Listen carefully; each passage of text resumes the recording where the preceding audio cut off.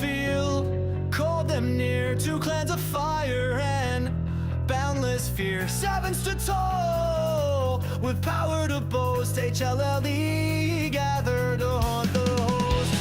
West Bend screamed in the night, where shadows fell beneath the fight. HLLE rose, but the winds did turn. Seven's fire made the battle burn.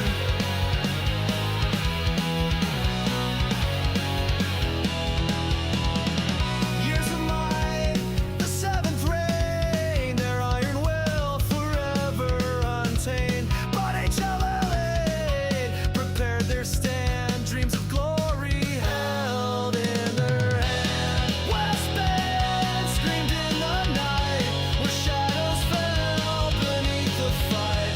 HLLA rose, but the winds did turn. Seven's fire made the battle burn.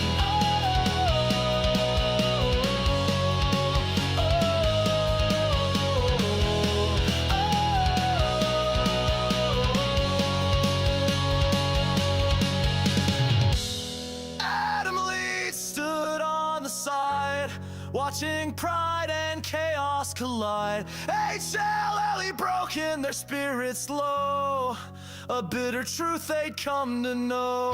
West Bend cursed them with defeat, a tragedy no one could repeat. Seven's might, a crushing blow, HLLE's flame burned faint and slow.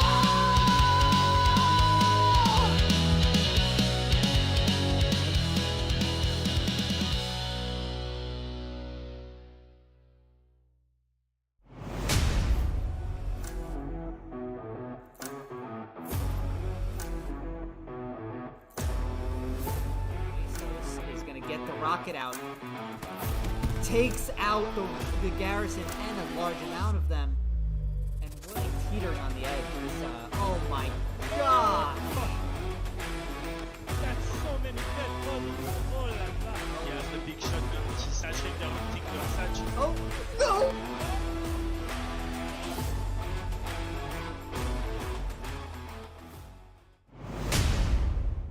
Hello and welcome to the Insiders Podcast. I'm one of your insiders, Caparzo, joined by my co-insider, Snow. Snow, we got a great episode for the people here today. I'm very excited to bring everyone this episode. Yeah, me and you both, and we got an excellent guest tuning in with us today. Absolutely, we do. So I want to introduce our very, very special guest right away. He is someone that a lot of you guys know. He's been around since nearly the beginning, if not the beginning. He is a top 5 player in the game in all facets, in my opinion. He is the one, the only, Lambda. Welcome What's up, on, guys? Lambda. Great to have you. What's up, buddy? Thank you guys for having me. It's fun. I'm excited. Yeah, thanks so much for joining us. This is, we've had a couple requests from Hero. I already see Hero in the chat. He's probably happy we got you here, and I certainly am as well. I'm super excited too.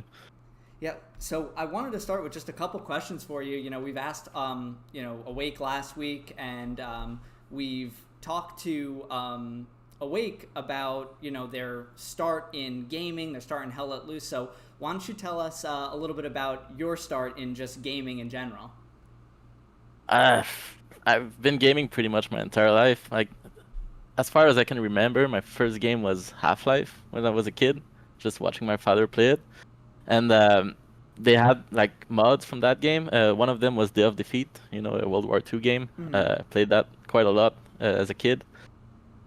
And then later I got my my Xbox and switched to Halo, like Halo 2, Halo 3.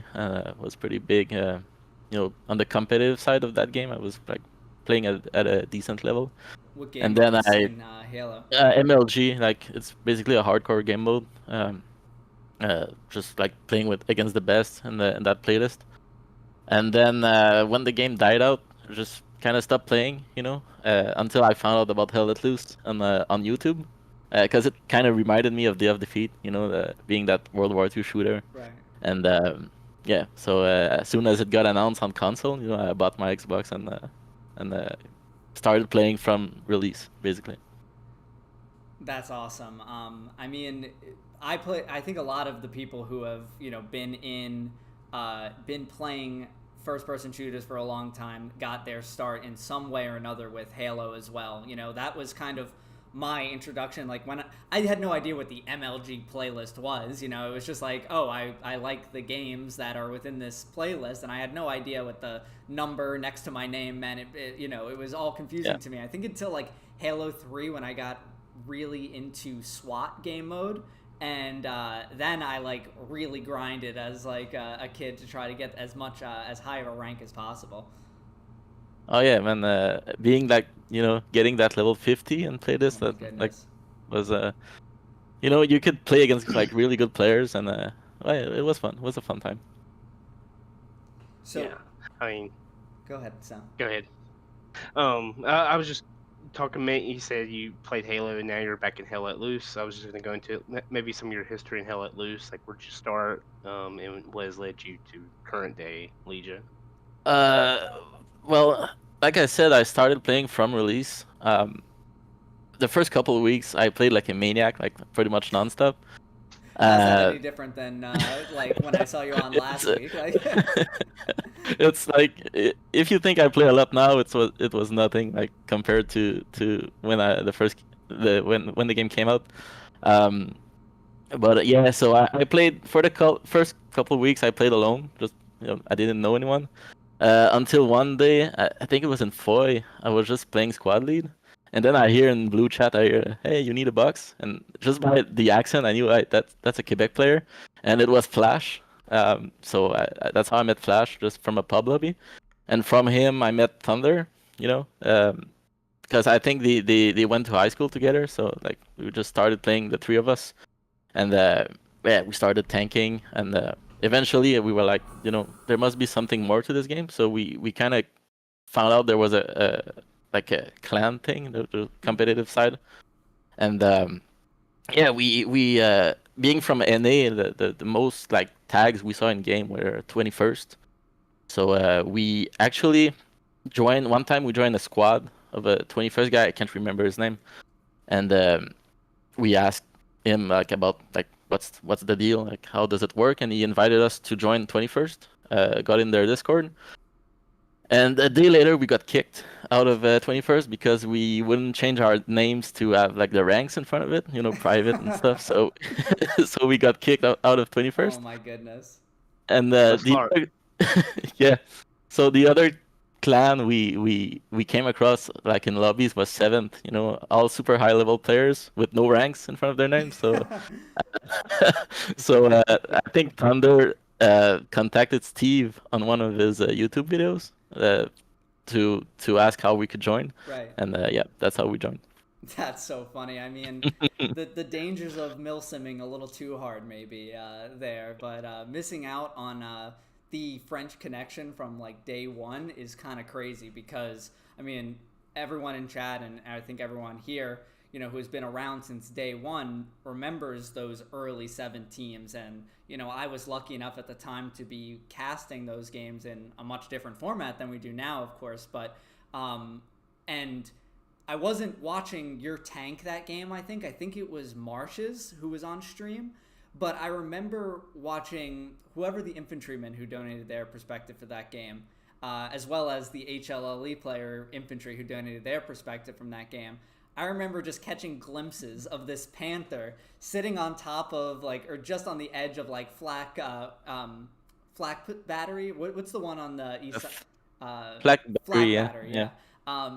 And being like, oh my god, this guy is just tearing into them right now. Like, I don't think Thunder must have had a very easy job. Was it Thunder still driving at that point? Yeah, yeah. At that point, it was me, TC, Thunder driving, and Lobster shooting. Okay. And yeah, that was from our perspective from that moment. Like we were having fun. We were singing in that tank at that Yeah. point. We were just having fun, and we had killed, I think, both their 76s. Just drove in the point and started killing everyone. That was Yeah. great. Oh my goodness. I remember just thinking to myself, like, what do you even do if you're, whoever the other team is in that scenario? It doesn't matter. I mean, obviously HLE was incredibly good At that point, making it to the finals and being a consistent reappearance in the finals. But like, what did you even do? Especially during those days where, like, I don't even think you guys had a rep station. Like, you probably, like, maybe if you had one, I'd be surprised. Like, those days it was the wild, wild west, and Yeah, you know, that was the days where we could just full send it, and no rep station, nothing, and just kind of see what happened. vibe it And out. See what's in front of you yeah, and keep it moving. yeah, that was fun. I miss like those like tanking days, where the game is now is just finding like peaks, holding angles, and with the private servers, the people are so prepped. They're so like knowledgeable about the maps that it's super hard. You cannot do this stuff anymore. So it has changed. It's Yeah. it's a reoccurring debate in the community of you know this old team with that old roster versus this current team with this roster now. And I've said this before, but it always reminds me of like when people are like, well, Wilt, if he was still playing in the NBA, would be better than LeBron. And it's like, okay, Wilt was playing against like people who had like second jobs. Like that guy was a lawyer like during the week, So, just the game has evolved to the point where it's really not fair to compare old teams to new teams, because those old teams were working with a different set of circumstances because their opponents threw themselves completely different things, and you couldn't prep the way that you can now. So who's to say that those teams wouldn't be able to compete if they had the same tools, right? I suppose is actually a good segue to talking about that game in particular, because again, as we've discussed, this was a different time in pre server browser, all that stuff, being able to prep. You guys were hitting the snipe on Purple Heart Lane that, I think it's fair to call it the Lambda snipe on console. I think that that's not undue. So, like, how do you even figure that out during that time? It's just Thunder. Thunder is crazy. Like before server browser, like me and him would just go in the Asian servers, empty servers, and try to get on each side and hope we get a map that we can practice this kind of stuff. And when we got PHL, we just try to figure out how we could hit the wall at the start. And like we found a bunch of them like on almost every map. And on PHL, the PHL one I did against almost every team. It's when I'm on the American side, and I know they're gonna take the road. It's 100% guaranteed hit on their trucks. Right. Every time I see PHL in the warfare, I go like in the recon and try to break my record. What is the It's record? so fun. I think 28. Yeah. 28. Is that yeah. one shot or just volleying and hitting that area a bunch? A couple of shots. I think that time I got their 2 trucks with 2 different like pings, and I kept shooting and killed the stragglers. And Yeah. during Poor a pub lobby. Yeah. Yeah, In a but pub, yeah. your very first game, you leave in spawn, then all of a sudden, bam, damn. I don't even know what I would think if I was just like, that was like my first game. I'm like, oh, Purple Heart Lane, whatever, jump in the truck. Okay, we're going down this road. And then it's like the countdown is going, all right, I kind of understand. Like now the match starts, and then I'm obliterated right away. I would be like, is that like, does that happen all the time? Like, I've had people switch teams, come to my squad, and ask like, "What the fuck happened?" It was pretty funny. But yeah, it's mostly Thunder that figure out this kind of stuff. I think that guy spends more time, especially now with the private server. He spends more time alone in tanks, just figure out stuff. He's, in my opinion, he's the best tanker in the game. That guy's crazy, like really. Yeah. So with your competitive journey as well, like you've gone to play in 35s as well with R22R, which us in Legion and we're very, very close with. So I've been lucky again to cast these games, and I'm always looking out of the corner of my eye to like where is Lambda, because I know things change quickly around where you are. So like in 35s, like what is like your biggest difference with having played 49s forever? For the time I've spent playing infantry in 49s, especially in Legion, if I'm squad leading for Legion, I have I'm assigned to a specific area I have to play in, and I'm worried about holding like where I'm supposed to be. And I let my squaddies do the killing more. Whereas in the R22R, they let me have way more freedom. Like I can just walk around the map and just go wherever I feel like I'm useful. And also, in 35 versus 25, 35, I get away with so much more. Like there's just less people in the map, so I can get away with like crazy stuff sometimes. So it's a nice change of pace. It's different. It's pretty fun. Yeah, we have Flash actually in the chat right now In the saying chat, yeah. Thunder was playing server browser on PC before console had it. He found so much Yeah. bug. Yeah, Thunder actually bought Hell Let Loose on PC just before server browser, just to figure out like glitches. The window glitch that everyone does right now. Right. He knew about this like so long before everyone else. I remember And yeah, always if I was in like an early Saturday morning game with Lambda and Thunder, it was a guarantee where I'd hear, hey Caparzo, come over here, I gotta show you something. It's like he was up in the sky somewhere. Like yeah. I remember the Carentan elevator. He was the first person I ever saw do that. That was Yeah. that was insane. And to this day, he knows stuff that I won't share, but no one does, and we don't do it because it breaks the game. But there's some stuff out there that can be done. It's crazy. Yeah, I guess you have to whip those out for a special occasion or something like that.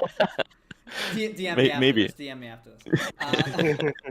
But that kind of sets up. Like, it's not really a conversation we have planned, but just gonna briefly talk on it here. Impromptu. Winter War League, a league that we don't really cover in here, but their next season, I don't know if you guys keep up with it, but they have banned all like rooftop glitches, window glitches, everything like that. And I think they're the very first league to do it. So it's it's funny how, like you said, there's so many different spots that you can get there, and so it's so many different ways to kill people, especially on Carrington, the chimney rooftops, and you can it's just it's really interesting that they're banning those spots. feel I mean, unless you're inside a wall and you're unkillable, I don't see the problem with getting on roofs. Like, personally, that's my opinion. I But, agree. yeah.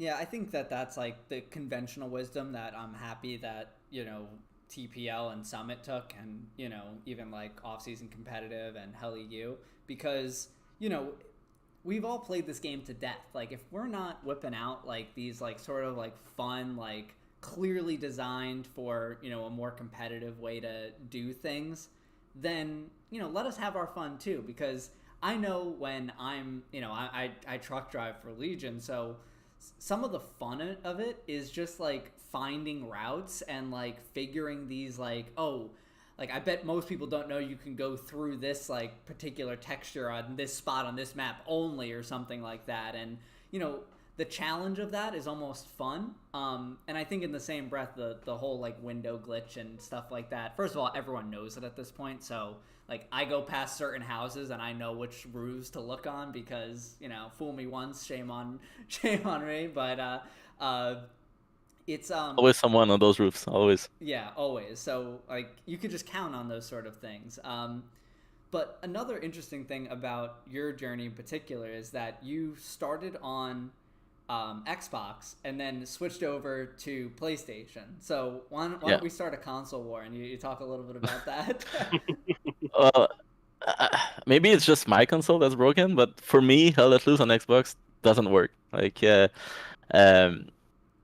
when I played on Xbox, I used to crash maybe once a game. If I was lucky, every single game my game just froze, and it got to a point where like I quit the game or I buy a PlayStation. So, being a degenerate addict, I just bought a PlayStation and kept playing. But it kind of pissed me off, right? That's because I had to start over from level 0. So Yeah. For it is those what it out is, there, but at least I don't crash anymore. So yeah, I mean, for those out there that don't know, Lambda was level 500 legit before server browser, so the boosting cannot be called into question. But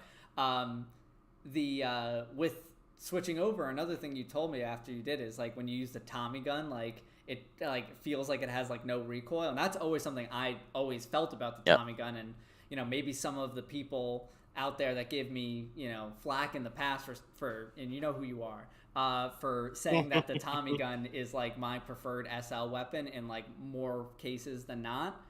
Like I always felt that it had no recoil and it's a laser beam. Thompson's crazy on PlayStation. It's crazy. Yeah. One It's the But same way so- on PC to me. what with the being able to control Yeah, recoil. Yeah. Yeah.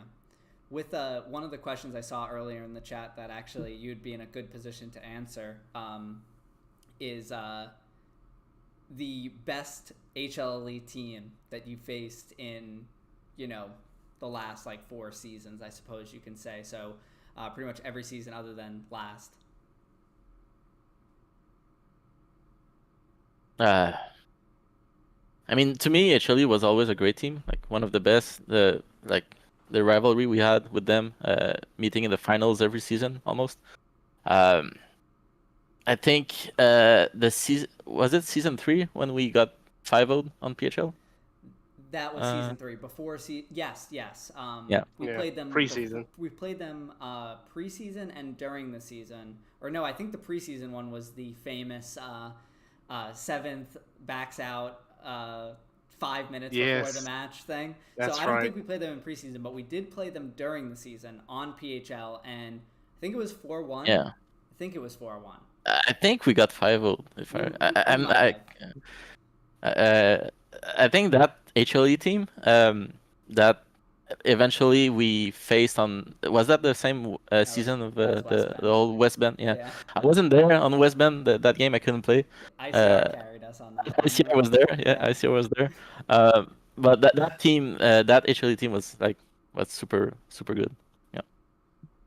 Yeah, Looney said beat you preseason 3-2, then 5-0 PHL. Yeah, that Okay. Yeah. right. Yeah. I remember that because I played in Francis's squad, I think, during that game, and that was flak position, or not flak. What's the one on the west side of the map? Pillbox. Grew up Pillbox. Pillbox, yeah. Yeah, I and- don't think I was in that one, the preseason. I don't think I was. I was in the one on PHL when we lost 5-0. That's the one I sniped their truck and they sniped ours on the road straight away. Yeah. Yeah, so I was in that one, and I wasn't on the West Bend game. Yeah, that West Bend Infamous, game is yeah. like mythic in this community. It's kind of funny to me. Yeah. But we'll continue to ask questions as we see them in chat and stuff like that. No loot up. HLE is not the only team to 5-0. Merck did it as well. Merck did it, yeah. Yeah. Like a week later. Yeah. Yeah, week the earlier. first 2 games of that A week season we early. lost 5-0s. Yeah.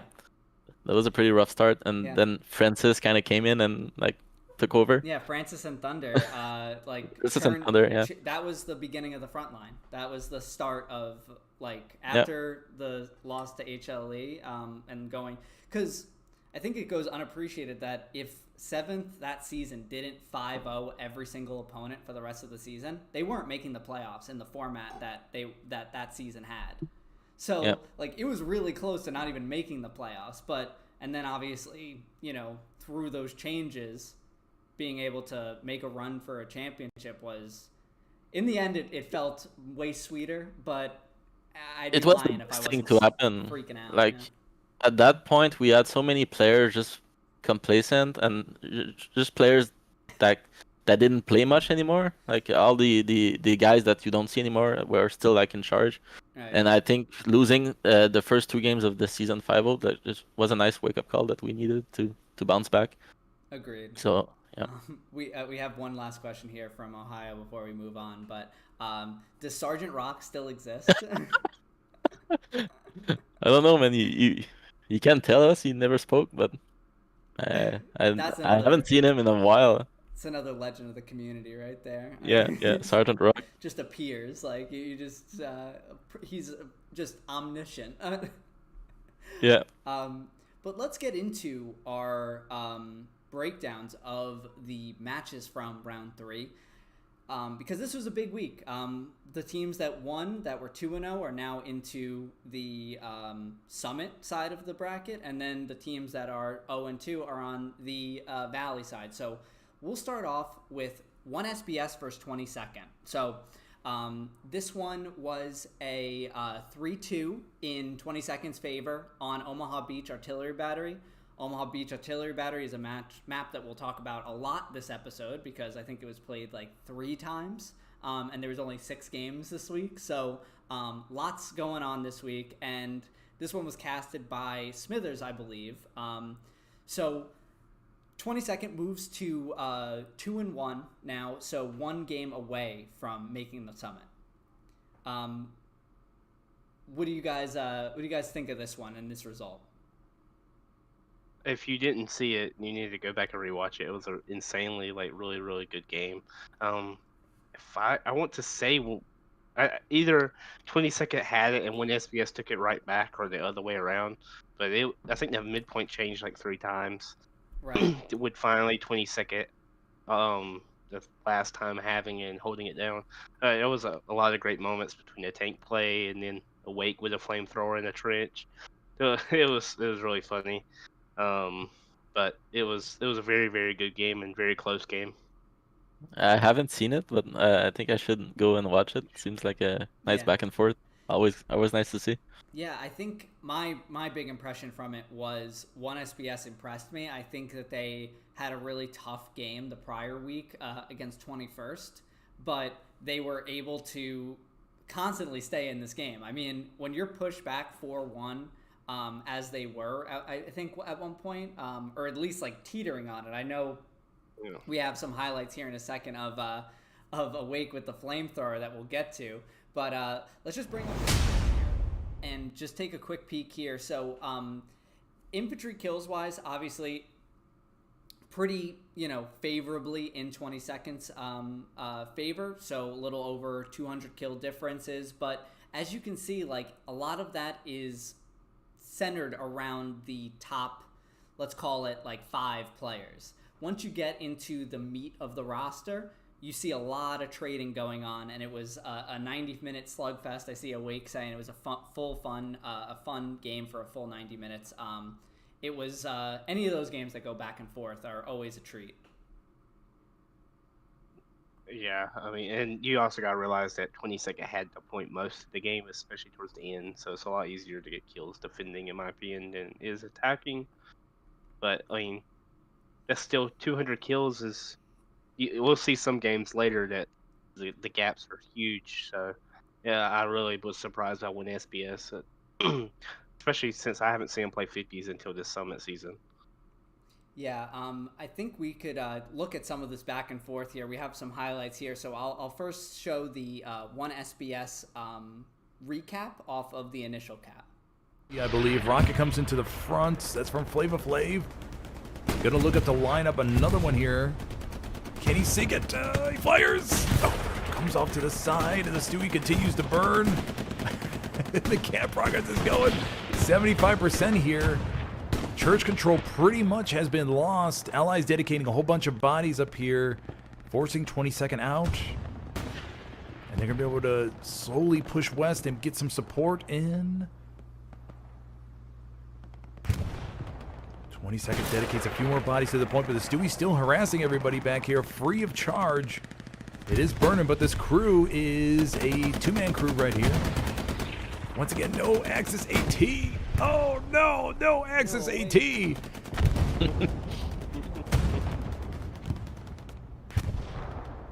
Down to the south, we still have the P4 Tigers moving up, but I don't think it's going to be in time, and this cap is going to go to the Allies here in about 3, 2, 1. There we have it. All right.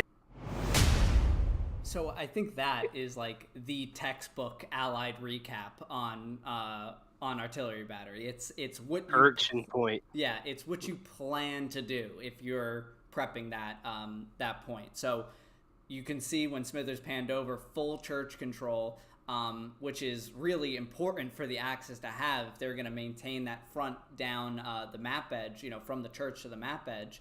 And, that's, I see Awake saying they were late to the mid cap, and, I guess in this case, they capped with just about 15 minutes into the match.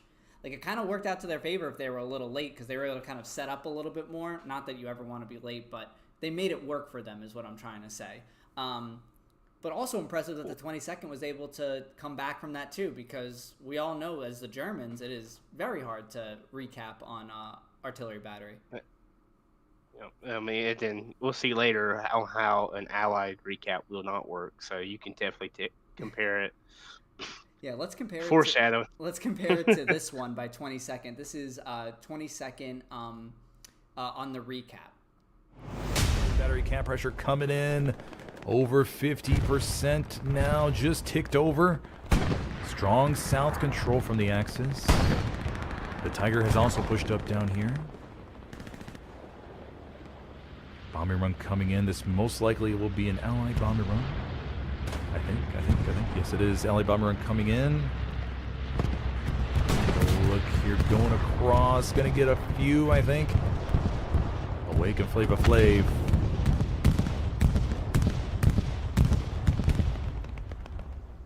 "56 minutes left on the clock, everybody. 56 minutes. If you just joined me, I'm your host today, Smithers, for this summit matchup between 22nd and 1st SBS. Here on Omaha, so far we've seen 2 caps. First going to 22nd, second going to SBS. Obviously.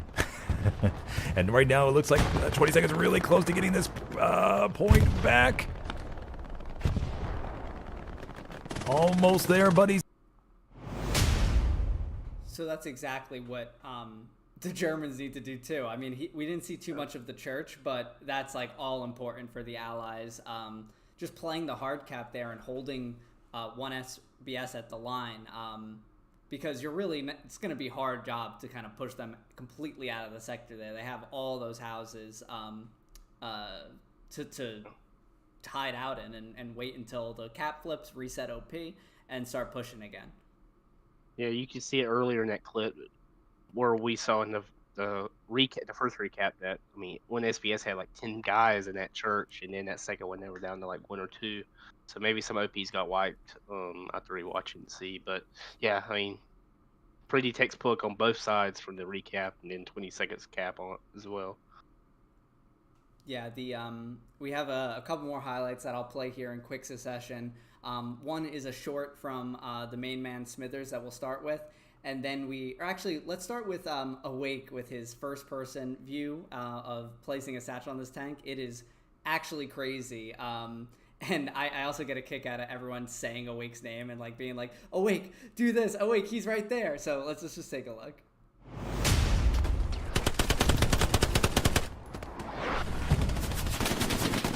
Awake, right on the other side of this.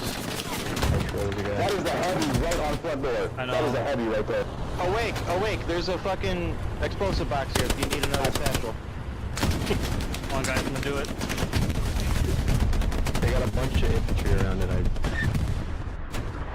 Holy shit, holy fucking shit! Satchels on the heavy, satchels on the heavy, satchels on the heavy, get fucked! Garbage shit! We need to defend that. But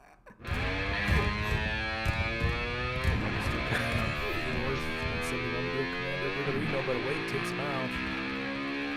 Awake, I think, has the flamethrower towards the enemy commander, actually. He's going to see Donzegred coming across. Oh, Awake gets himself a nice flamethrower torch right there. Getting down the trench. Awake's waiting for him. No, Awake's waiting for him. He's waiting for him. Awake. Ah, there he goes. All right. Torch yet another one. it's so good in the trenches. That trench is like made for it. Look how long it is. That's outrageous. Awake going up against another one here, and he gets oh, I just got Sequel Board. Wait, come across. And no! Awake torches the Ally commander. That's crazy, man. That- You almost got the achievement. Yeah, I'll raise my hand. I'm guilty of getting that achievement from doing the HQ pig pen with the barbed yeah, I was wire. there. Yeah. Shout That's out wild. Ohio. I know he's in the chat, but Yeah, Ohio, the master of barbarian HQ. I I remember thought you were about to say shout out 9PZ. when when I joined 7th, I remember that was like one of the first pubs I joined with you guys. You guys were like in the HQ, and I was like, "What's going on here?" And they're like, "Take engineer. We need more barbed wire." I'm like, okay, and Yeah. what a blast. But yeah, a couple of great highlights. I think the flamethrower, this is the season of the flamethrower. It's been really situationally very powerful. But with that said, anything else before we move on to Roth's first? Alrighty. Let's move on to Roth's as the Allies defeating first as the Axis, Foy's Southern Edge. So this is the second week or third week in a row that Roth's played Foy. So right now I think they played every single midpoint on Foy. But this was a really fun game to watch. The Roth's played at a very interesting game where they didn't cap first, but on the recap, almost immediately they drop an airhead on fourth and cap fourth. Like a full, like, everyone redeploy for the airhead, which is a massive risk to take right after you recapture midpoint, but it worked out really well for them. Yeah, I watched that game and that was insane. It was almost literally it was like what we tried to do against 9PZ like a few weeks back. Right. And just we didn't hit the airhead enough, but they committed like everybody to it. But throughout the game, and then when you going back and looking at the stats, it was super close, at least kill wise. It turned out to be a really, really good game. But if I remember correctly, the kills were insanely close. Yeah, there was a couple of those games this week, and we'll flash the stats here. So look at this. What the difference in kills is 4 people. There's only a difference of 4 between just the infantry versus infantry. That is like one of the closest games I've ever seen. We have another game this week that we'll get to in a second that is equally as close. Just some of the archons that I was able to look at, I was like, that can't be right. Like, usually you see, like, in a close match or, you know, in a competitive match, even that, you know, you'll have 100, 200 kill differences. But to have 4 is just crazy. Yeah, I mean, and if you look, like, the machine gun kills counterbalance to RD kills. So one team was heavy in MGs and one team was heavy in RD. Yeah, and if you look at the graph there, too, like, other than the artillery battle, which was clearly won by first in this case, down the line, it's like we're talking kill differences of less than 10. Like, it's just a really razor-thin match. And it was way more entertaining than I typically expect a Foy game to be. Like, you know Southern Edge is going to be a fun midpoint to watch, but after that, if you stalemate them, it's kind of like a hard point to flip. Lambda, you've played Foy a bunch in, you know, the competitive scene. So, like, with Southern Edge, like, what's like your take as a tanker and as an infantryman? I haven't played infantry too much on Foy, but as a tanker, if you get the American side, it's pretty hard to push the midpoint. Like, it's all open fields. So a big advantage as Germans, you know, there's a couple like good points you can hold for the midpoint. It's tanking on 4. It can go either way. You can have the best game of your life, or just or just be in a struggle. It's like there's no in between on that map for tanks. Yes. And it's hard because you cannot really play in a light tank too. Playing a light tank in 4 is super hard. You kind of need a heavy. You can't really sneak around. Yeah, so I like the map. It's a good tank map, but it's hard sometimes. Yeah, I mean, I'm not surprised that you see Foy and you want to tank immediately because, you know, who could blame you at that point? We have a couple highlights from this game. I want to first show that airhead play that I was talking about. So here's Roth's airhead, and make a note of the time on your clock that you see this being dropped. So very early. Even on Foy, you can base up your tank anywhere as 5th or 4th point progress has started on Flak Battery. Looks like a spawn wave in the backlines. I'm not sure if this was an airhead or not, but Roth's actually surprising the heck out of first right now. Oh, I'm not sure if this was an airhead. Where's the spawn? Not it. Oh, it is an airhead back here. You can see 4th or midpoint progress has started, but I don't think first knows that half of Roth's is now in their hard cap. And this is gonna flip so much into into Roth's favor. They just don't know. Recon plane is coming up. That's You gonna don't be a see it right now, terrifying but recon they've plane been probably when a that couple of pops players. You up. can see the damage. Like, Everyone's what? definitely screaming, even tankers. I love dude, seeing that this. That's amazing. That's one way to avoid a stalemate on Yeah. your middle point. Yeah. Yeah, and I mean that's a perfect way to get a team out of position. Like you can't hardly reset from that. I need to watch that game. I saw a few highlights. I couldn't fully watch it. What was the final score of it? That one was 3-2. It actually gets extremely interesting at the end of that game, where first recaps fourth or their second point, and then goes on to contest and it takes everyone on Rofs coming back to defend the middle point to avoid a big issue happening. So that was very interesting. Yeah, to watch. I may watch that after here. But yeah, I mean, with the kills being that close, it's hard to imagine that it's like a blowout game. So that's really crazy. Now, let's take a look at the opener here, and again, Southern Edge is one where the opener counts or matters so much. So both of these teams did a really great job out the gate. So let's take a look. Off snipe coming in, almost actually hits Cossack.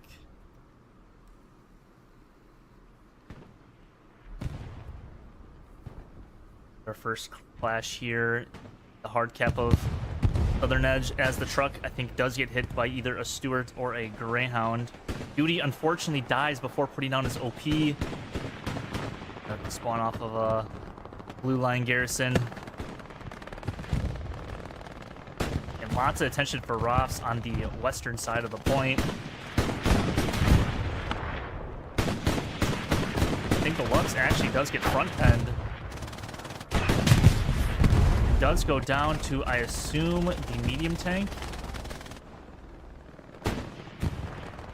Or maybe a Stewart killed him. I have no idea.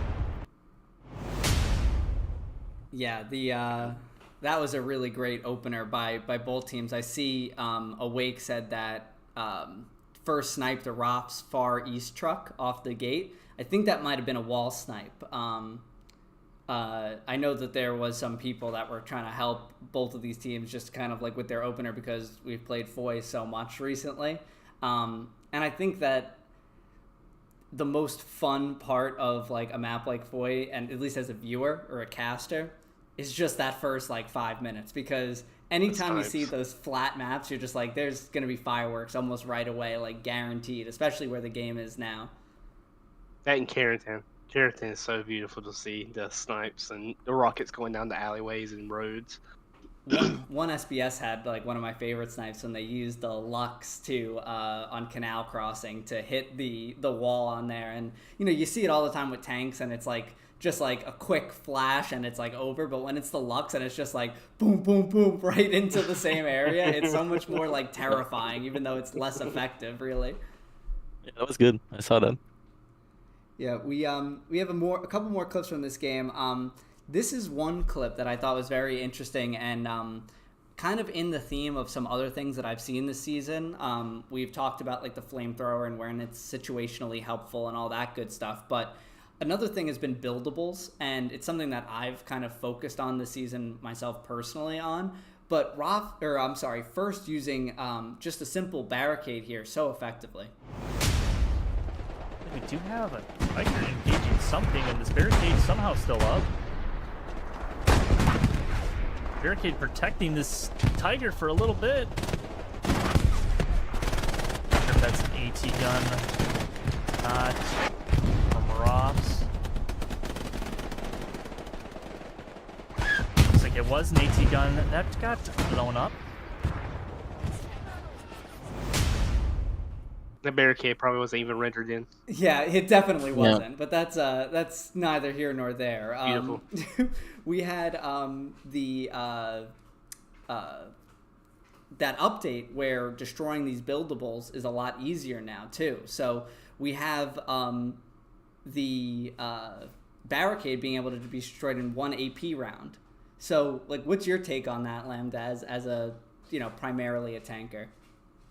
Well, You know, as a tanker, it's a fun idea, but as a gameplay mechanic, I think it's kind of I don't like it. Like, what's the point of building a barricade if it can get blown up in a single shot? Even a Belgian Uh, game. like every structure can get blown up by like AP rounds now. So I mean, what's the even the point of building now? So Right. I'm not a fan personally. Like I think satchels, were like fine if you could get to it and satchel it. That's fine. But a tank shot from like a 1,000 meters away. I mean, it seems like a bit much in my opinion.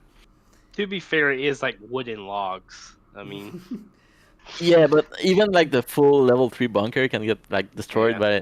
I mean, why Yeah. bother building one? Yeah, I see Riley said that he's also kind of working on the buildables this season. I think, as the game evolves and like you're having to go deeper and deeper into your bag of tricks, the little things that get overlooked ordinarily become very important, like what you're able to do with barbed wire. Like, we we played a friendly against the first, and we have a very funny clip later from that game. But like, just deciding like I'm gonna build like a super fob over here and like just to, like make like a new area of the map that didn't exist before. I think that that's a really fun aspect of the game as it's evolved. One more clip from this one. This is a shout out to I think, I'm sorry if I get this wrong, but Mihao in first. He goes absolutely off in a Wake stream. Does take out another OP as well. Small wave does occur. Mew gets one, Mew gets two. For Meow. Huge kills from Meow. Gets another one with Rads. Huge kills. Another Gearson is down. Somehow. Basically not realizing it. Yeah, going on a spawn killing spree tear. I don't know. Words can't describe what's really going on. Wake's calls. He almost dies to Artie, but smoke Artie. I'm sticking with Meow. The MG, we'll get the MG as well. Huge life for Meow as he continues his reign of terror inside of the hardpoint of Flak Battery. Just Kaiser and Fura. Just Awake was speechless going through Mihao. So Mihao became the main character there for a moment on Foy. So always good to see those plays get caught on stream. I know, it's been a while since I've had like a play where I was like, damn, I hope someone's watching that up there in the sky. But usually my feelings nowadays is more like, I hope no one saw that. So Yeah, same. I was. Go ahead, Stop. I was hoping Awake wouldn't catch me crawling through the wheat fields the other night. I was thinking to myself while I was crawling through them as a tank commander. As a TC, right? Yeah. Yeah, I was like, I hope Awake ain't looking at this. And sure enough, he was. There's a cap weight joke in there, but I won't say it. So All in the comments go right. crazy. I wasn't cat weight. We saw a cap. Yeah. So let's we'll move on to Pathfinders versus 9PZ. And this is the first game that we'll cover, or the only game of this week that gets the upset moniker. So Pathfinders as the Axis defeating 9PZ as the Allies 3-2 on Carentan Town Center. So we'll get to a clip here in a second, but the poll in Summit was very, very heavily favoring 9PZ here. I think by like nearly 90 votes. So what do you think about that? Like that big of an upset? Like, or at least perceived upset, we can say. Go ahead, Lambda. I'll let you.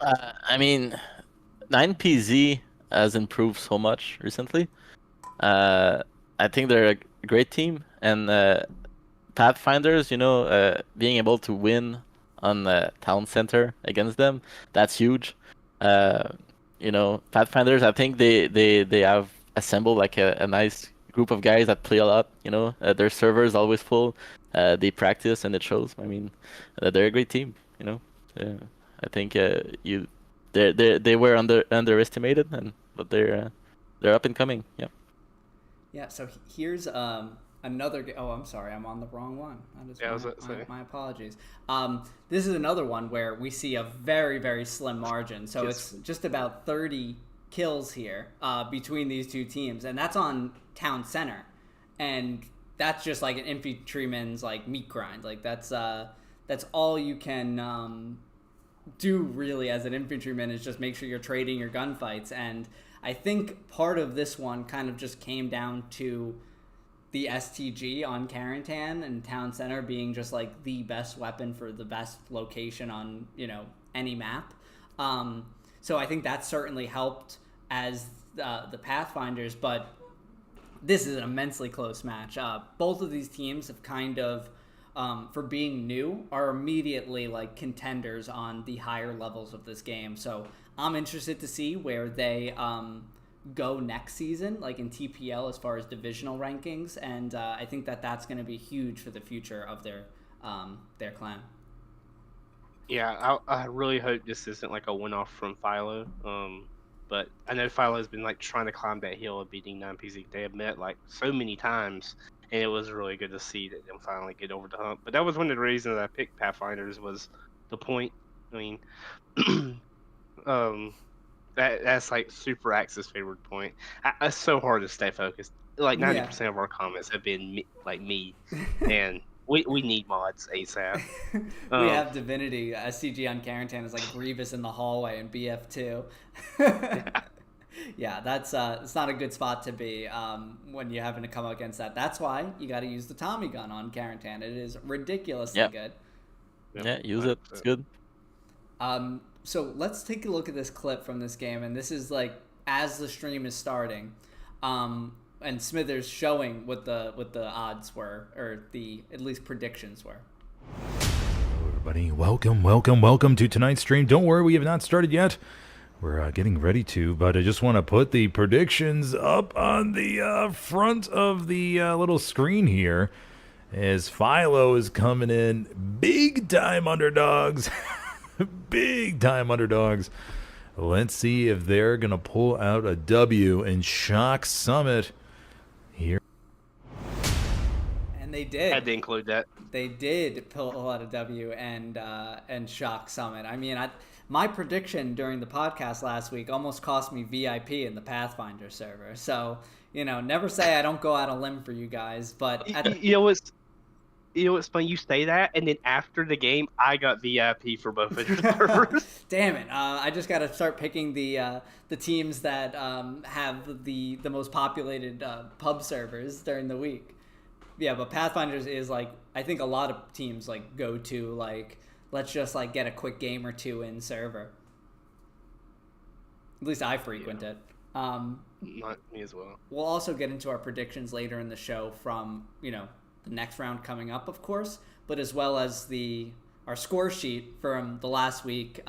So we'll get to that. But I also wanted to show some of the snipes from 9PZ at the start of the game. You know, Carentan is one of those maps. Town Center is one of those points where you got only a couple ways to get to the point, particularly as the axis. You're coming down that main road, and you know you can try to big brain it and try to do something else, but it's really going to only be to your own detriment because that's the fastest way to get there for a reason.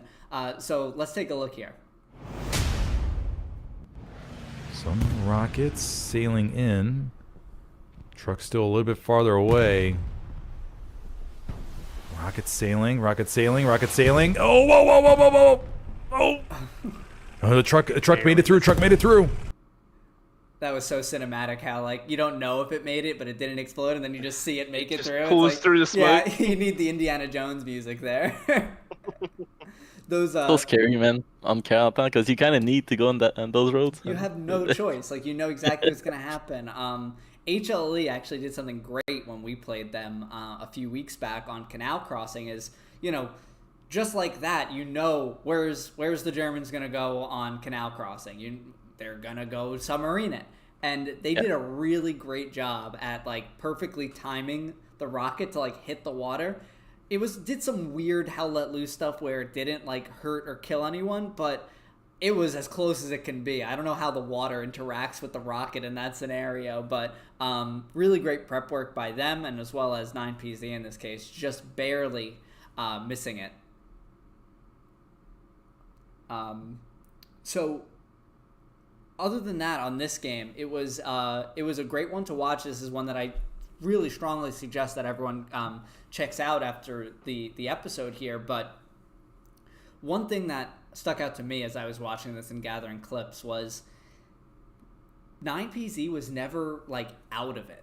They were constantly, it was just a map control battle the entire game. 9PZ got as close to the church. They dropped an airhead on the church, and they were reinforcing from that north area, but Pathfinder's responding really quickly, dealing with it effectively, but not in a way where they just wiped through them. It was just a constant battle for that little bit of map control and just a little bit more, and the front line was just kind of like a wave the entire game. So I think up until like the last moments of the game, it was anyone's match to win.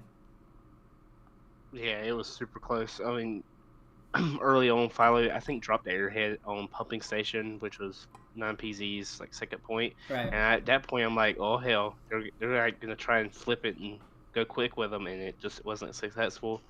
But it was constantly back and forth, back and forth, back and forth. So it's a very good game to watch. Total meat grind the whole time. Yeah. Oh yeah. It was an infantryman's paradise. I mean, I'm happy when Town Center comes up. If it's like not a, I'm not.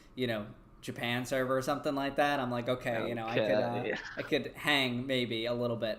Lambda, what do you think about like what Snow said as far as like teams going fast in certain points? Like we saw Rops do it to a good effect. We saw it here with 9PZ not able to get the cap on. Like what is like the pros and cons there from your perspective? I mean, I don't know. I think if we talk about the Ruffs game and Floyd, the airhead they tried, I think it's great. I think you need to kind of think outside the box sometimes and try something new. Kind of like what we did against Berserk, in Kursk. Right. Just sending like I think 4 light tanks in their point. That. Oh my god. I think the game needs right now. It needs some spice sometimes because it makes it's great for the viewers. Watching the games.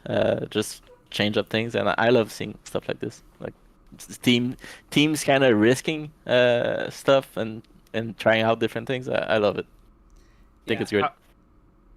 Go ahead, Sam. I was going to say, I typically noticed that when a team has mid first and you play really good teams, that the person that has mid is really controlling the pace of the game. Especially when we played Taco. Taco could sit back when they wanted to, and then they could attack when they wanted to. If they were getting overwhelmed, they could just pull back, reset. And kind of when you're down like that, you're constantly trying to go 110% as quickly as possible, and sometimes that's not the best thing to do. So that's kind of what I mean when I say speed it up. But yeah, like when you have mid like that, you can really control the pace of the game a lot. So it's really cool to see how teams utilize that. What's going to be interesting is this new MG update where they make the bipod work. Like at least what it seems That's like what it's going to be is it's going to make the bipod work in the way that you think it should work when you are trying to bipod on something. And I necessarily don't think that that's good for what we're talking about on like keeping things spiced up, because now the guy in that like super meta MG spot, it's even more super meta. And those slanted roofs that you used to have to finagle your body and like contort into these strange positions, like you have to be on this pixel for it to work, become go anywhere you want and just have free reign. So it's going to be interesting to see how that impacts the meta, and I don't think it's necessarily going to be good for the front line aspect of the game, or good for anything but a stalemate. It's a stalemate's tool. Yeah, you're gonna have to watch those rooftops. Oh, especially so. That you might have some more teams trying to join maybe Winter War League to get a break from all the MGs on slanted roofs. What a nightmare! But speaking of another interesting game where MGs are very important, we have Merc and 3-5 on Kursk, and this game was very hard to watch just because you couldn't see much. So Merc as the USSR defeating 3-5 as the Axis, 3-2 on Curse Knight, Yamki. So Curse Knight, we've all seen it before. We know what it's like on the ground. But what I think a lot of us haven't seen a ton of is what it looks like from admin cam. And I have a little picture here that Beardew had posted, and this is a live look at the 3-5 versus Merc game. It's just you just and I saw that before I rewatched the game, so I was like, haha, Bearju Fog on Curse, that's funny. And then I watched it and I was like, okay, you know, maybe this is a real screenshot from the stream, because it was so hard to see. But I was glad Battle that... of red and blue dots. Oh yeah, it's go blue dots, boo red dots. We had some people send us clips from this game, which I'm appreciative for, from the first-person view, because if you believe, you can kind of get a better idea of what's going on from that side of things. But before we get into those, I want to show one hilarious clip from the Zomgosh stream, and let's just let this play. Rylux here, transitioning onto the attack. That fog.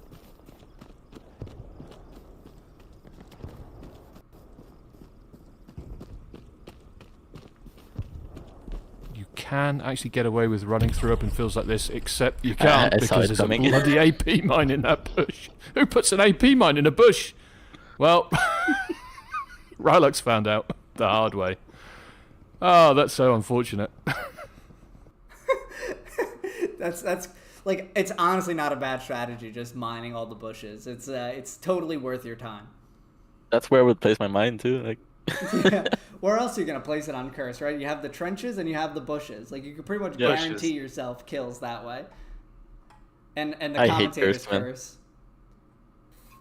Yeah, Curse Night is insane. The fog is, especially past Yamke's hill. Like once you go up that hill towards the Russian side. on the Russian side, you can't see. Yeah. You can't see anything. Yeah, there's a lot of difficult points in that, like very unbalanced points on Curse. I think Yamke is probably the most like agreeable of all three. Like Oleg's is a nightmare. Windmills, equally a nightmare. If you find yourself behind the 8 ball on either of those points, you know, you don't necessarily have to play out the rest of the 90 minutes. It's pretty hard to come back from. But Merc Waved a white flag. Yeah. Even as a tanker, even Kursk as a tanker, I think Kursk is the worst tank map in the game. Just because you're It's getting so bad. killed like right out of spawn. There's too many line of sights. Like you cannot like watch everything. It's too many. I don't like it.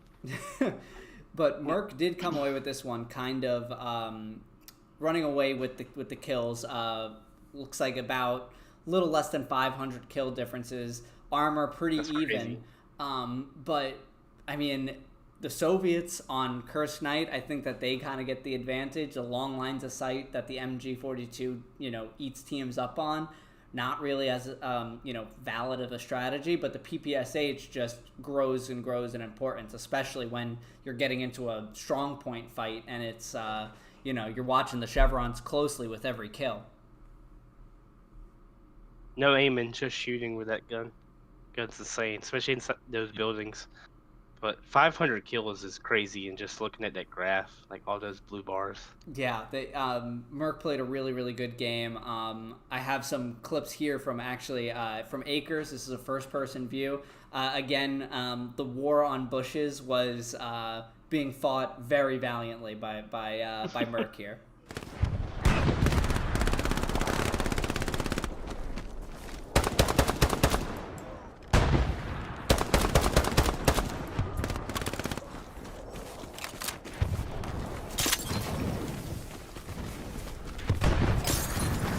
The Molotovs. just burn the bushes. We're just. It'd be interesting if it actually got burnt up into a different asset. The game would explode, but it would be interesting. Kursk would become almost impossible. That would be the first thing you would do as To burn everything. yeah, you'd get 2 guys in with a flamethrower and just hose the fields. Mortain would just be an open field. Oh my Just god. burn everything down. Mortain would get turned into PHL basically without the water. I want to just do one more clip from this game, and this is what happens when the commander gets caught in his binoculars maybe just a little too hard. Gun's basically pointed right at him.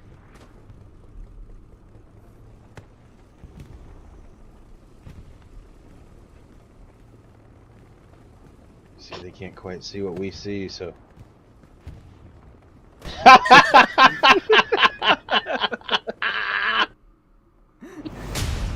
He's probably like, what's going on? But you could also see, or maybe not see, exactly how foggy it was in that clip. Like, you couldn't see beyond 20 meters in front of him. I don't know what the commander's looking at in those binoculars, but I'm assuming he has a better view than what we saw in admin cam there. Really funny match, and Kursk is a Moskva moment. Yeah. Moskva had some really good moments during the Road to D-Day stream in a tank, and I mean, we'll get to that here in a little bit, but what do you say we move on to our final two matches here, starting with Legion versus EXO? I saw Iowa say earlier that we could skip it, but I don't know. What do you guys think in the chat? We skip that one for Iowa, or we go ahead? I'll let them answer. I don't think we skip it. You don't think we skip it, Snow? All right. Well, I don't think so. If you say so, it was very close. We'll have to. They say it was close. We'll have to go into it. So, Legion versus EXO. Legion as the Allies defeating EXO as the Germans 3-2 on Omaha Artillery Battery. So, this is the second Artillery Battery match of the week. Lee Bergy says skip it. Loot up as well. But this was another artillery battery game. Allies, Axis. It's like a coin toss type thing. I think Mahojo was saying it best, where he's like, it's like one of those flip flopper type points, and at any given time, like, it can start going the other way. And I definitely felt that way at the start of this one. Yeah, I mean, the next game we're going to cover, we played the exact same midpoint, but obviously we were US like you guys. You guys capped first, if I'm correct, but you also sniped trucks, if I'm not mistaken. Yeah, three trucks.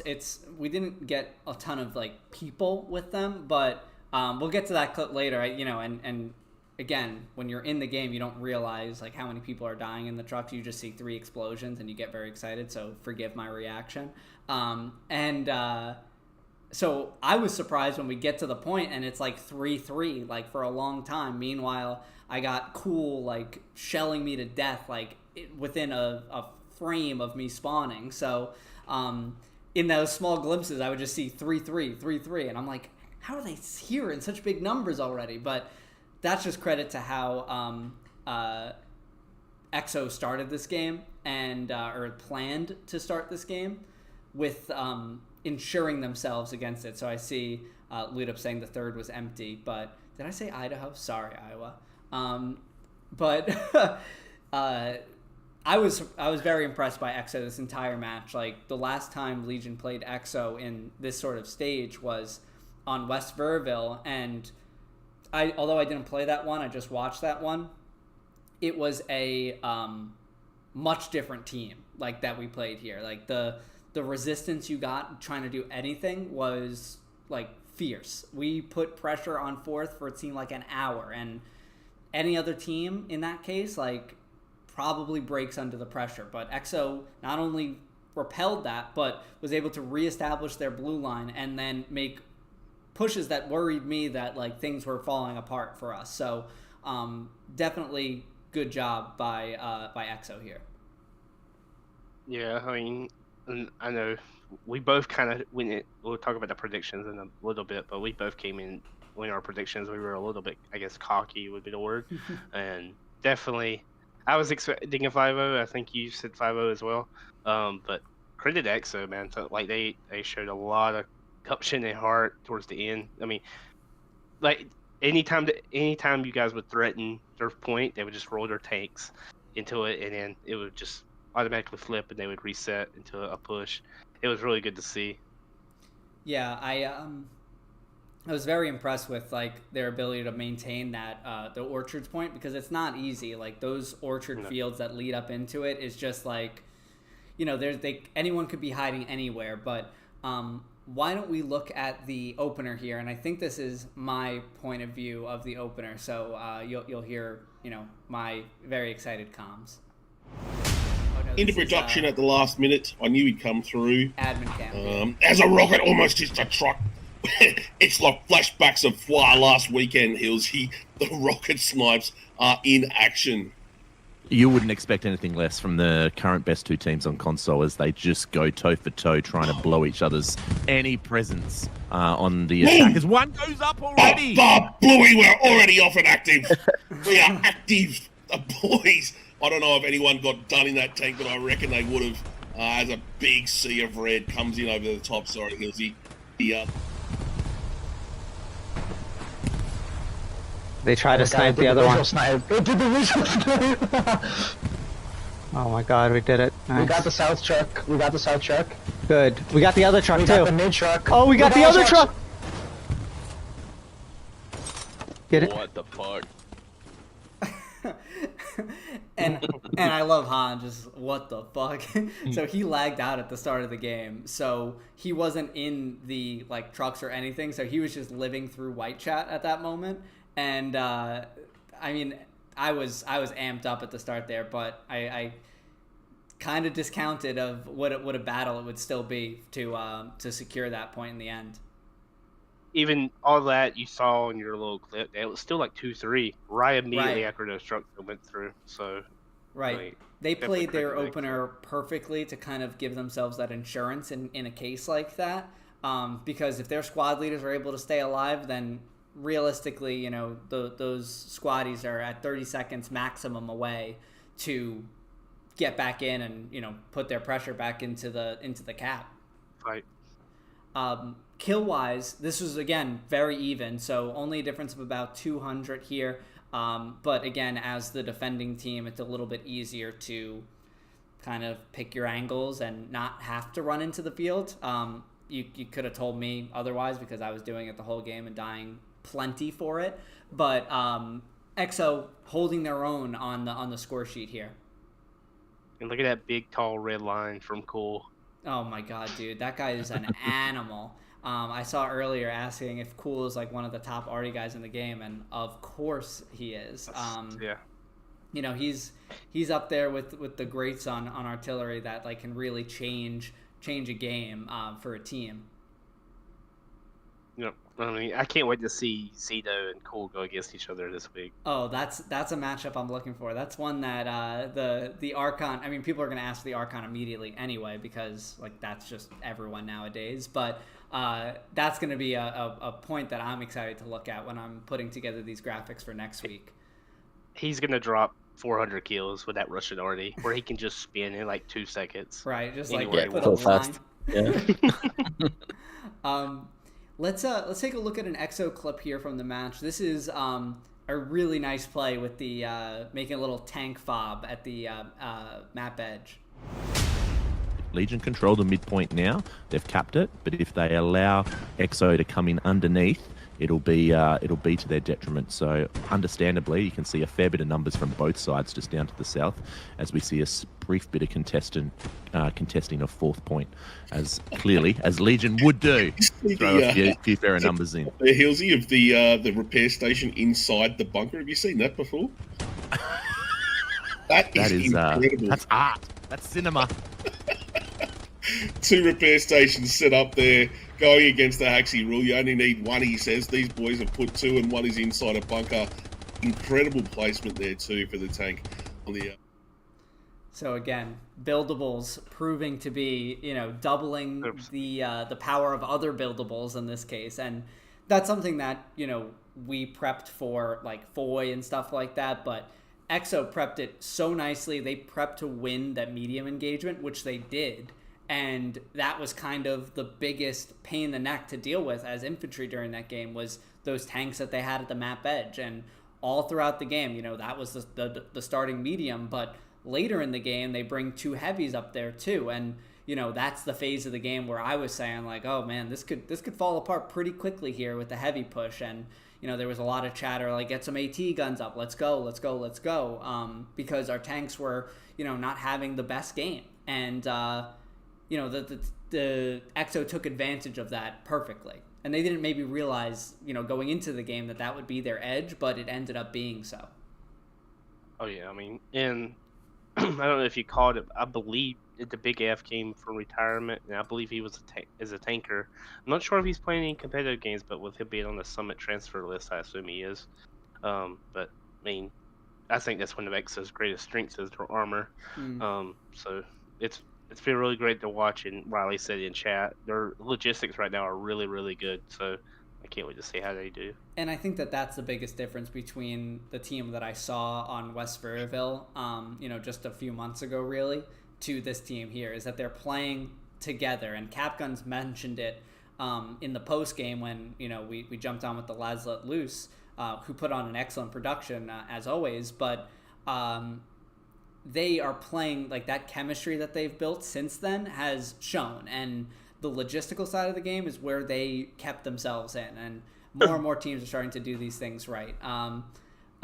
Lambda, I want to get your opinion on this next clip. This is from Tunny's point of view, and this is again just credit to the armor of Exo.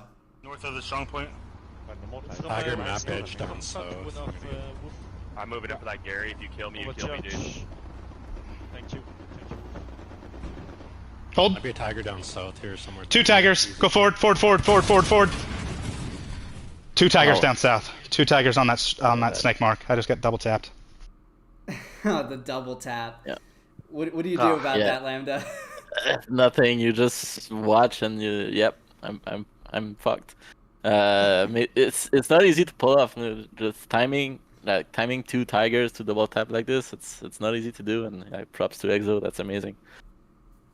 Yep, and that comes off the infantry pings. I mean, like you mentioned earlier, everyone working together. So those 2 tigers knew exactly where Tony's tank was, and they were just sitting there waiting.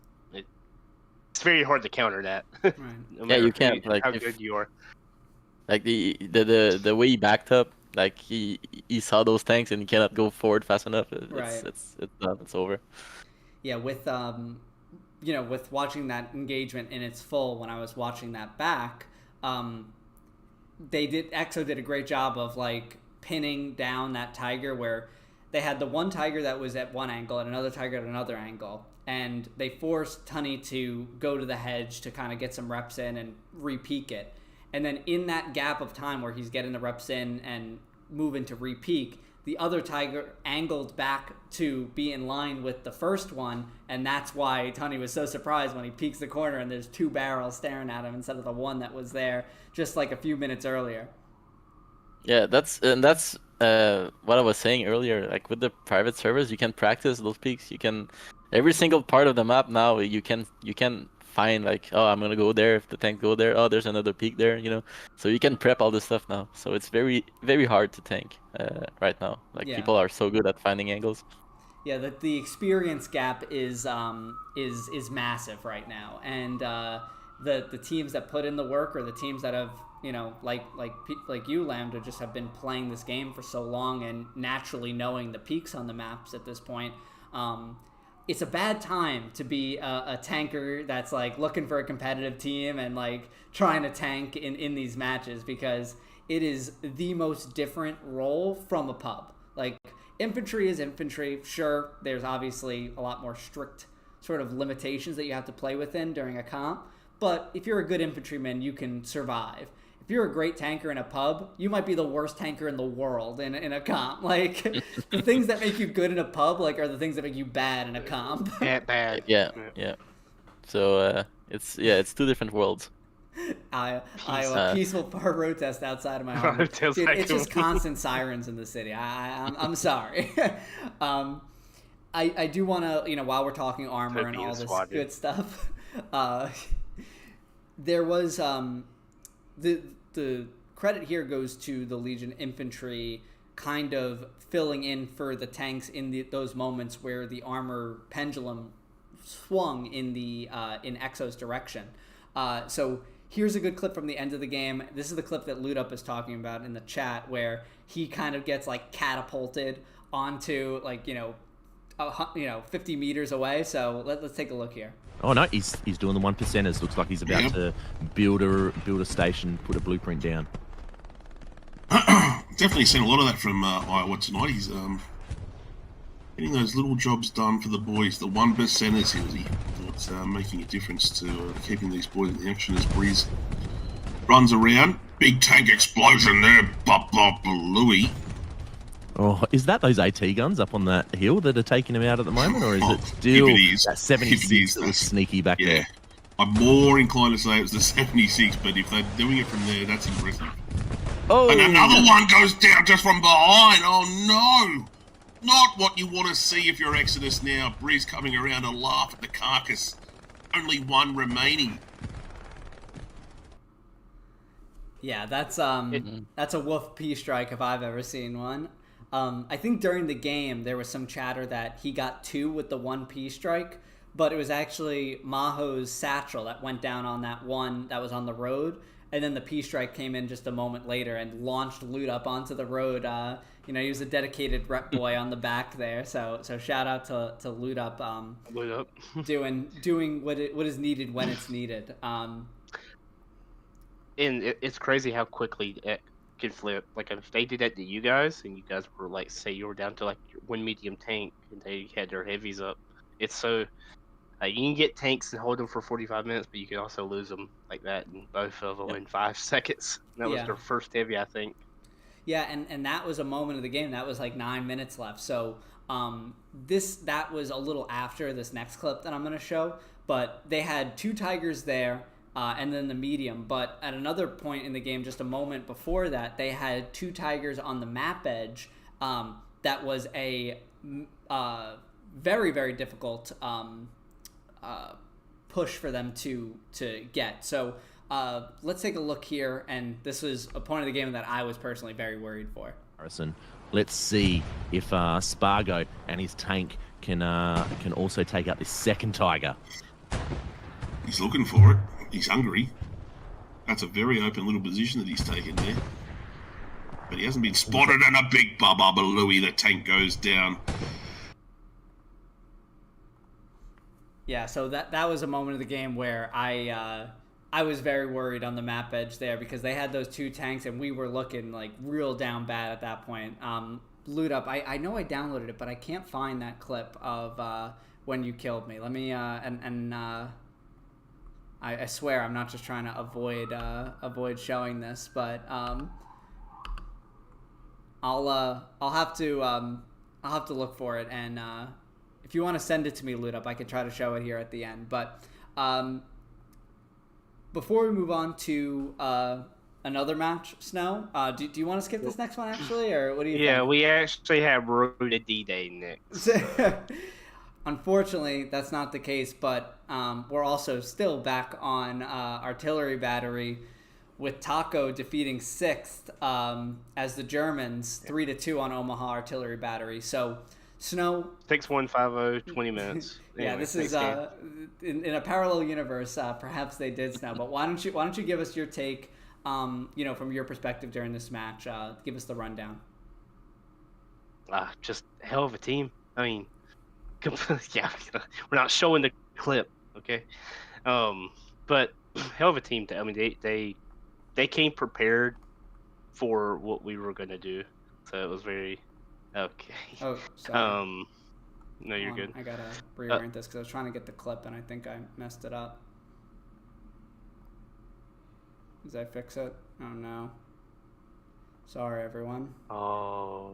Did I fix it? I fixed it. There we go. No, you fixed it. Taco kind of figured like exactly what we would do, and they had prepped the entire counter for it. So it was very like we didn't realize it in the game, but we got outclassed on that particular match. But it was definitely like rewatching it. We're like looking at the film and we're like, holy shit! Like, how did we play this bad? Kind of thing. I don't know if you ever had games like that where you're like, damn, like even though it was very, very close, it seemed like during the game we had to reset so many times. It was just so frustrating.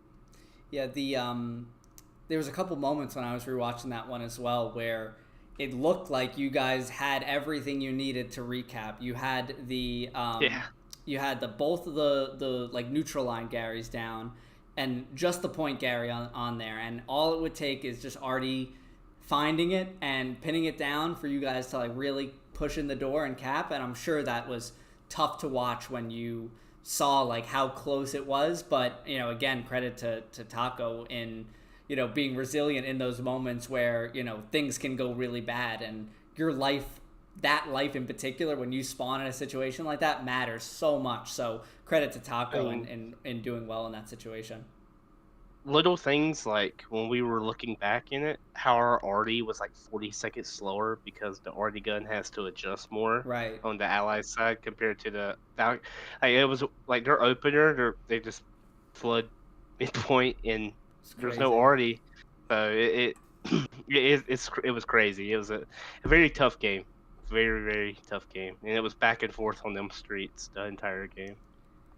Yeah, they dominated. The stats from it is pretty close. Unfortunately, we don't have like the full like traditional stats on this particular server, but you just kind of get an idea of it when you look at the top 10 kills here. So it's like 1-to-1, like a 6 guy, a Taco guy, 6 tacos. So like just from looking at this, very even. It was I see Riley saying they dominated it, and it wasn't that close, but. I really do think it was. I'm not just trying to like be the nice host here and say that it was very close when it wasn't. But in that moment, we had our chances. Yeah, you 100% had your chances. Lambda, did you get a chance to watch this one when it was re-aired? I did not watch it, but like knowing those two teams, it's they have top players on both sides, so I'm not surprised to see like this like switch of top killers, like one of Taco, one of 6. It's they're two of the best teams on console. So yeah, the way that the talent has pooled, I guess, is one viewpoint to it, but the other viewpoint is like these teams have been together for a long time. Both of these teams, and we've mentioned it a few times ago on the podcast, but these are two teams that came from TPL Lite, playing in 30v30s in a time where playing 30v30s meant playing 30v30 plus 20 blueberries on the team that you have to like actively fight against, and like you're not allowed to do certain things because they're just going to go crazy.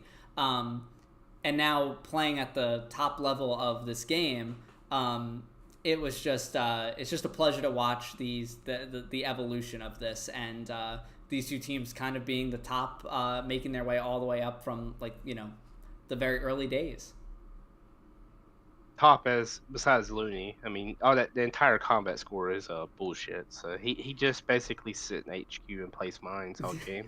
Yeah, I see. So I saw that's not right. I saw someone saying Looney just placing mines in their HQ. He got 3 kills. It was my tank, and then went back to spawn. We do have a couple clips from this game. So first one is the Taco initial cap, and we've talked about this before just a minute ago, but Taco selling out for the mid cap, which is I think the right move as the Germans. And you have people on the northern side. This is something really good here. But the first cap will go to Taco here. Taco is now leading a 3-2. But again, there's a good spread from 6 here. Yeah, just that's a lot of dots in the strong point right off the jump, and getting up to that bunker is so important for both teams because it's kind of like your shield between the armor of either team. So you guys had played Omaha the week before, right, Snow? No. We had played them against 21st the week, the match prior. Right, yeah, that's what I was thinking. We played 9PZ on Hurtgen. Right. So coming from that first game on Omaha, like, was there any sort of things? Because 21st did some interesting things as the Germans going full south, as we recapped on the show before.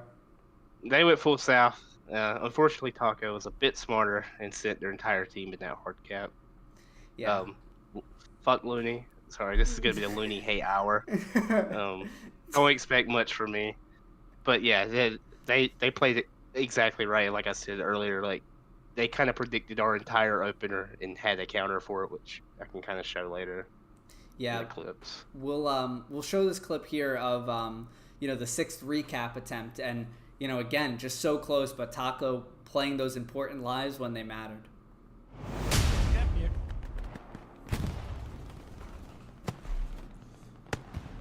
Ooh, almost a shot on the OP here. Loop does not know there's 3 guys in this, but what a rocket by Blacklisted. Insane rocket, killing all 3 of them. There is a Taco bomber coming in as well. Ooh, Taco's defending.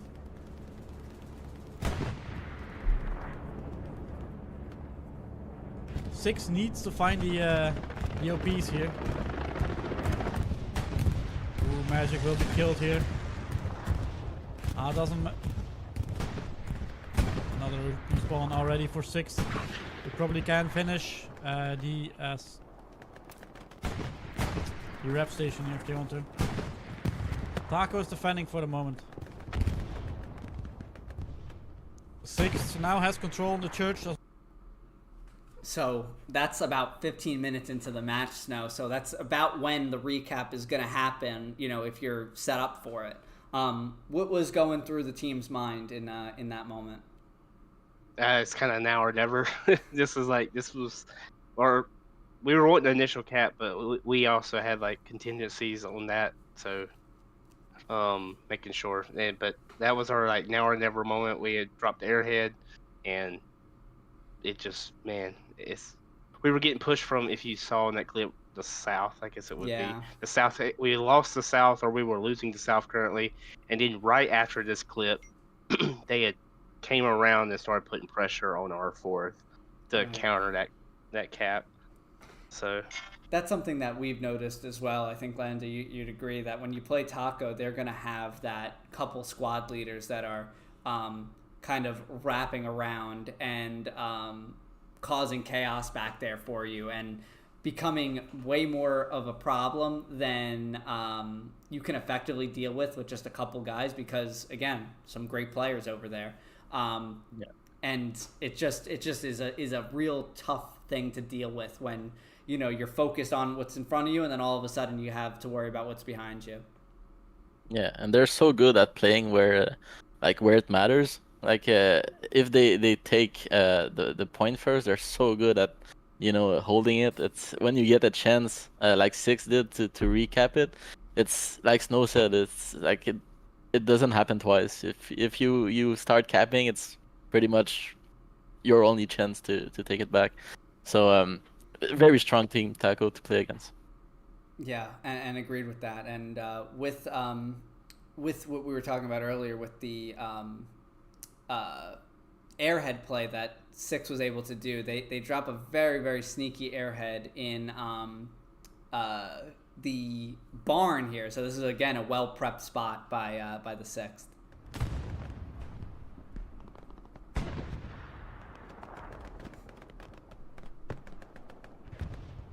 Blacklisted.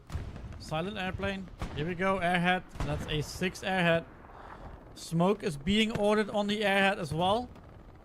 Well, let's see if 6 managed to do something with this airhead. Because I'm not sure where this thing's gonna land. Dan knows it.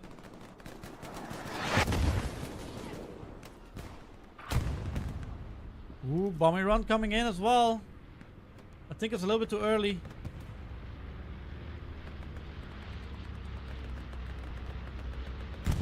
Dan made sure he's in the house here.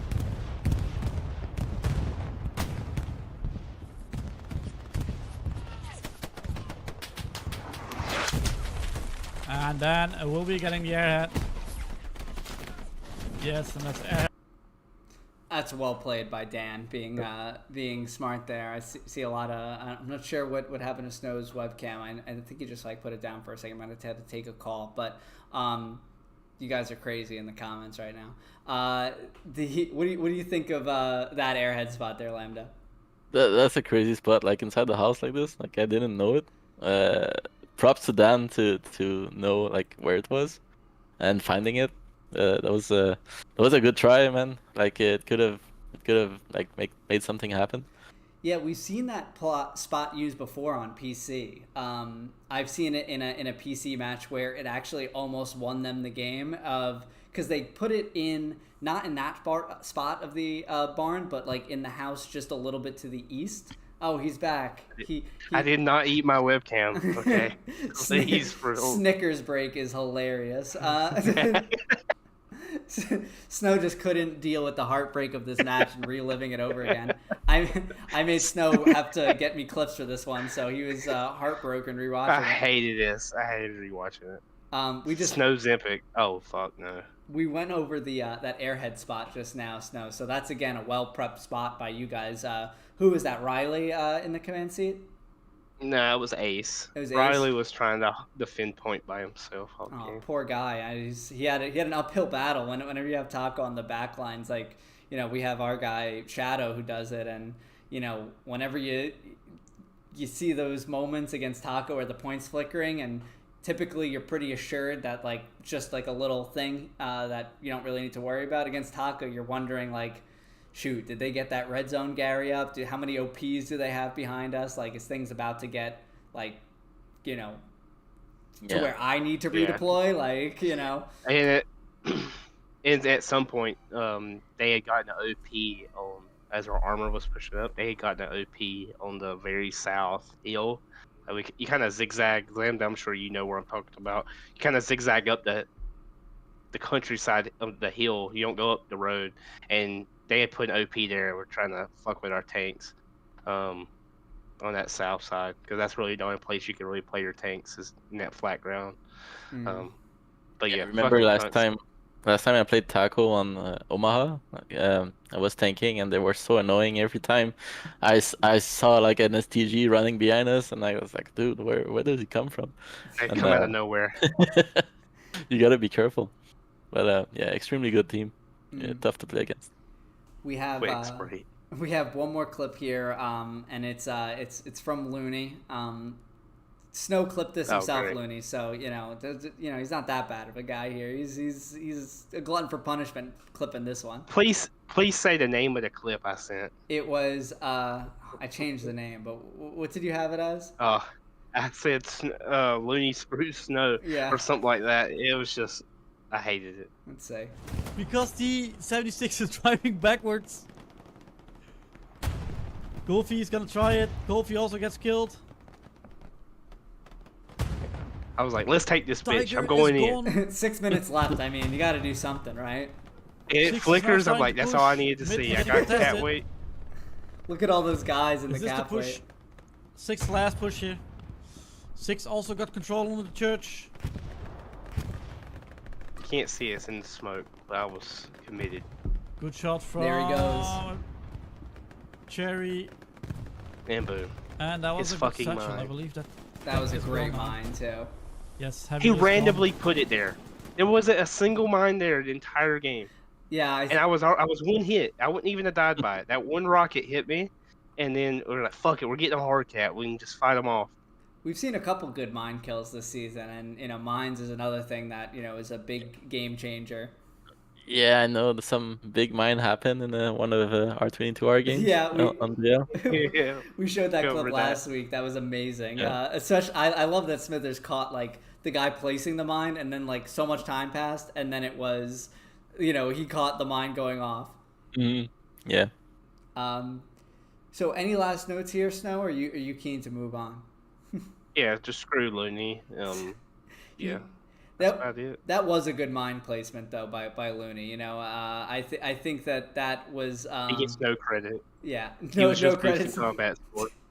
Anything for the CS. But I do want to touch on Road to D-Day here. Obviously, the event was this last weekend, and I just want to take the opportunity to thank everyone who participated in the event, played, donated. It was. I'm not sure about this, but I'm fairly sure that it was a record-breaking event for Road to D-Day. We crushed our goal before the event even began. In the end, bringing in over $5,000 for a great charity. So the games from a casting perspective were so fun to watch and to cast, and I'm very glad that we ended up having so many great matches for this event. So thank you everyone who participated in a really good cause. It was very funny seeing everyone dressed up, seeing Smithers with a white tuxedo on. Yeah. It looked like he was getting his communion. Yeah. Okay. But I just wanted to thank everyone for that. That was it was really appreciate everyone tuning into the BR1 channel, to myself and Awake's channel. And we're definitely going to look at doing more of these more often, because great opportunity to get the community together and play some weird stuff too, like a skirmish match. We played offensive. By the way, admin camming offensive is a treat. It's so cinematic. Yeah, bring back offensive, man. It's fun. I think Maho wants to make an offensive only league, and I'm here for it. But I'm in, yeah. But we're getting a little long here, so why don't we get straight up into the Summit Round 4 and our predictions. So we'll just go through our predictions from last week. Let's bring up this graphic. So from last week, your hosts, I didn't have a great week playing Contrarian, but I'll take what I can get. So myself, I had one perfect pick, the correct result in 4 games, and incorrect in 2. So that's 4, 2, and 1. Snow had 2 perfect picks, 4 correct results, and 2 incorrect, so 2, 4, and 2. And Awake had an amazing week as the guest picker with 4 perfect picks, 5 correct results, and 1 incorrect for 4, 5, and 1. So we're gonna keep this going on a week-to-week basis. And I don't know, Snow, what's the prize gonna be for winning? I don't know. Fuck, you put me on the spot. See, I want to say something with food, but then I'm going against the grain. Maybe tank lessons. Maybe teaching Looney, giving Looney a class on how to play the game right. I mean, there's so many different things. Never missing an opportunity here tonight, Snow. I meant to mention it earlier, by the way, but I thought Legion played pretty well for a bunch of, they're not really that good at shooters. I forgot to mention that, but I meant to say that. Yeah. We can talk about that if you want. Well, all I was saying. Never mind. Snow's having a foot and mouth moment. I'm about to crash out. Yeah, we definitely should have done 6th earlier. Now Snow's tilted going into bedtime. Everyone, look what you've done now.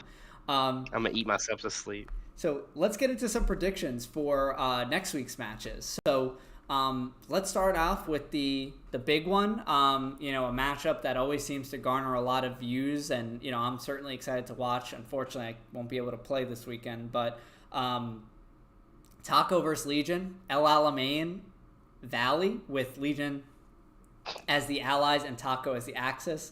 This is Saturday, June 14th at 3:00 p.m. Eastern.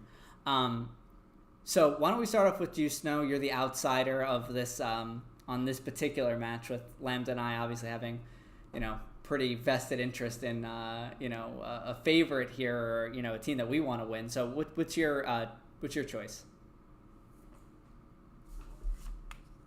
Taco doesn't get STGs. Right. I know you guys knew that going into it, but they do get MG42s. I only worry about the MG42s on that hill in Valley. They can kind of keep you inside of a bowl. I think I'm gonna pick Legion 3-2. I think you guys get capped first and kind of hold it in a stalemate like that. But anything can happen between these two, and but I think the opener for Legion's gonna be a slight bit better, unless you guys get some truck sniped, or if you guys snipe your trucks, it could be different. I'm super interested to see, but I think I'm gonna pick Legion 3-2. I think you guys are gonna have AT guns by the billions on top of that hill. But yeah. Yeah, the El Alamein is a strange map, and there's a lot of things that you need to think about when you're playing it and preparing for it. And then there's some things you can't prepare for, like with the connection that everyone's going to be suffering with, without a doubt. It's so that's kind of a wash because both teams are dealing with it. if you ask, I said at the start of the show that, or, the podcast in general, that I'd probably pick my team 5-0 every single week, really no matter the opponent, just because I'm a homer. But seeing how my record is playing out on the stat sheet makes me want to reconsider doing that. So for this week, I don't think either of these teams is going to move past the third point. Al Alamein is unforgiving in terms of being able to put any offensive pressure on. So I'm going to pick Legion 3-2. My homerism is going to show still here again, but I won't go for the full 5-0 in this case. What about you, Lambda? I mean, I'm biased too towards Legion, but in the past, Taco beat Legion on El Alamein. I can't see this going it's gonna be 3-2. I think either way. Yeah. But being biased, I'm gonna pick Legion to win. But I could very well see Taco win it too. So we'll see. I don't like how that's gonna play out on the graphic. It makes me want to change my. It makes me want to change my vote. Since both of you guys are Legion, let me ask this quickly. What do you both do? What do you think is some keys to win for both sides, for Taco to win and for you guys to win? We're only using light tanks the whole game. Oh. Only light tanks. I think denying them, don't let their MG having too much effect. Maybe. Try to keep them off that hill on Valley. I don't know. It's gonna be interesting because it's enough meta map. A lot of mine. So it's not played as much as SMDM or Utah or So it's gonna be very close. We'll see. I think some wild stuff is gonna happen. I think teams are gonna have to try stuff outside of the box to try and win. So it's gonna be great. Half-track glitch. You guys got permission. Revive the half-track glitch just for this game. It's 1 week only. Summit round 4. You're allowed to use the half-track glitch. Alrighty, so we're taking Legion in that one. But again, if you are stumbled upon this stream and you're like, what the hell is going on? What is this league that's going on? I like Hell Let Loose, but I don't know what this is. This is a game that you need to watch this weekend. It is. There's a lot of must-watch games this weekend. I think it's the best weekend matchup-wise that we've had so far this season. But this is one that you definitely should tune into. Moving 100%. On to EXO versus 6. So me and Lambda out of the homer seat, Snow into the homer seat. We have EXO versus 6 playing on Stalingrad Night Carriageway Carriage Depot, I think it is. With EXO playing the Allies and 6 the Axis, and this is Saturday, June 14th at 9 p.m. Eastern. So, Snow, you wanna lead off here again? It is going to be a tough game. I flipped my mistake on going against EXO, but EXO is going to play this really well. I got us winning 3-2, but it's all going to come down to probably that opening and then preventing that and figure out what the offsets are going to be. Because if we get a northern offset, then we're going to have to carefully watch that northern flank. It's gonna be a crazy game. Like you said, there's gonna be things unconventional with El Alamein. Both teams are about to have to go in their bags to try to win this game. Right. Yeah, I love the map selection. Stalingrad, I think it's a great map. Carriage, it's a tough midpoint. It's gonna suck to fight over, I think, but it's gonna be interesting to watch.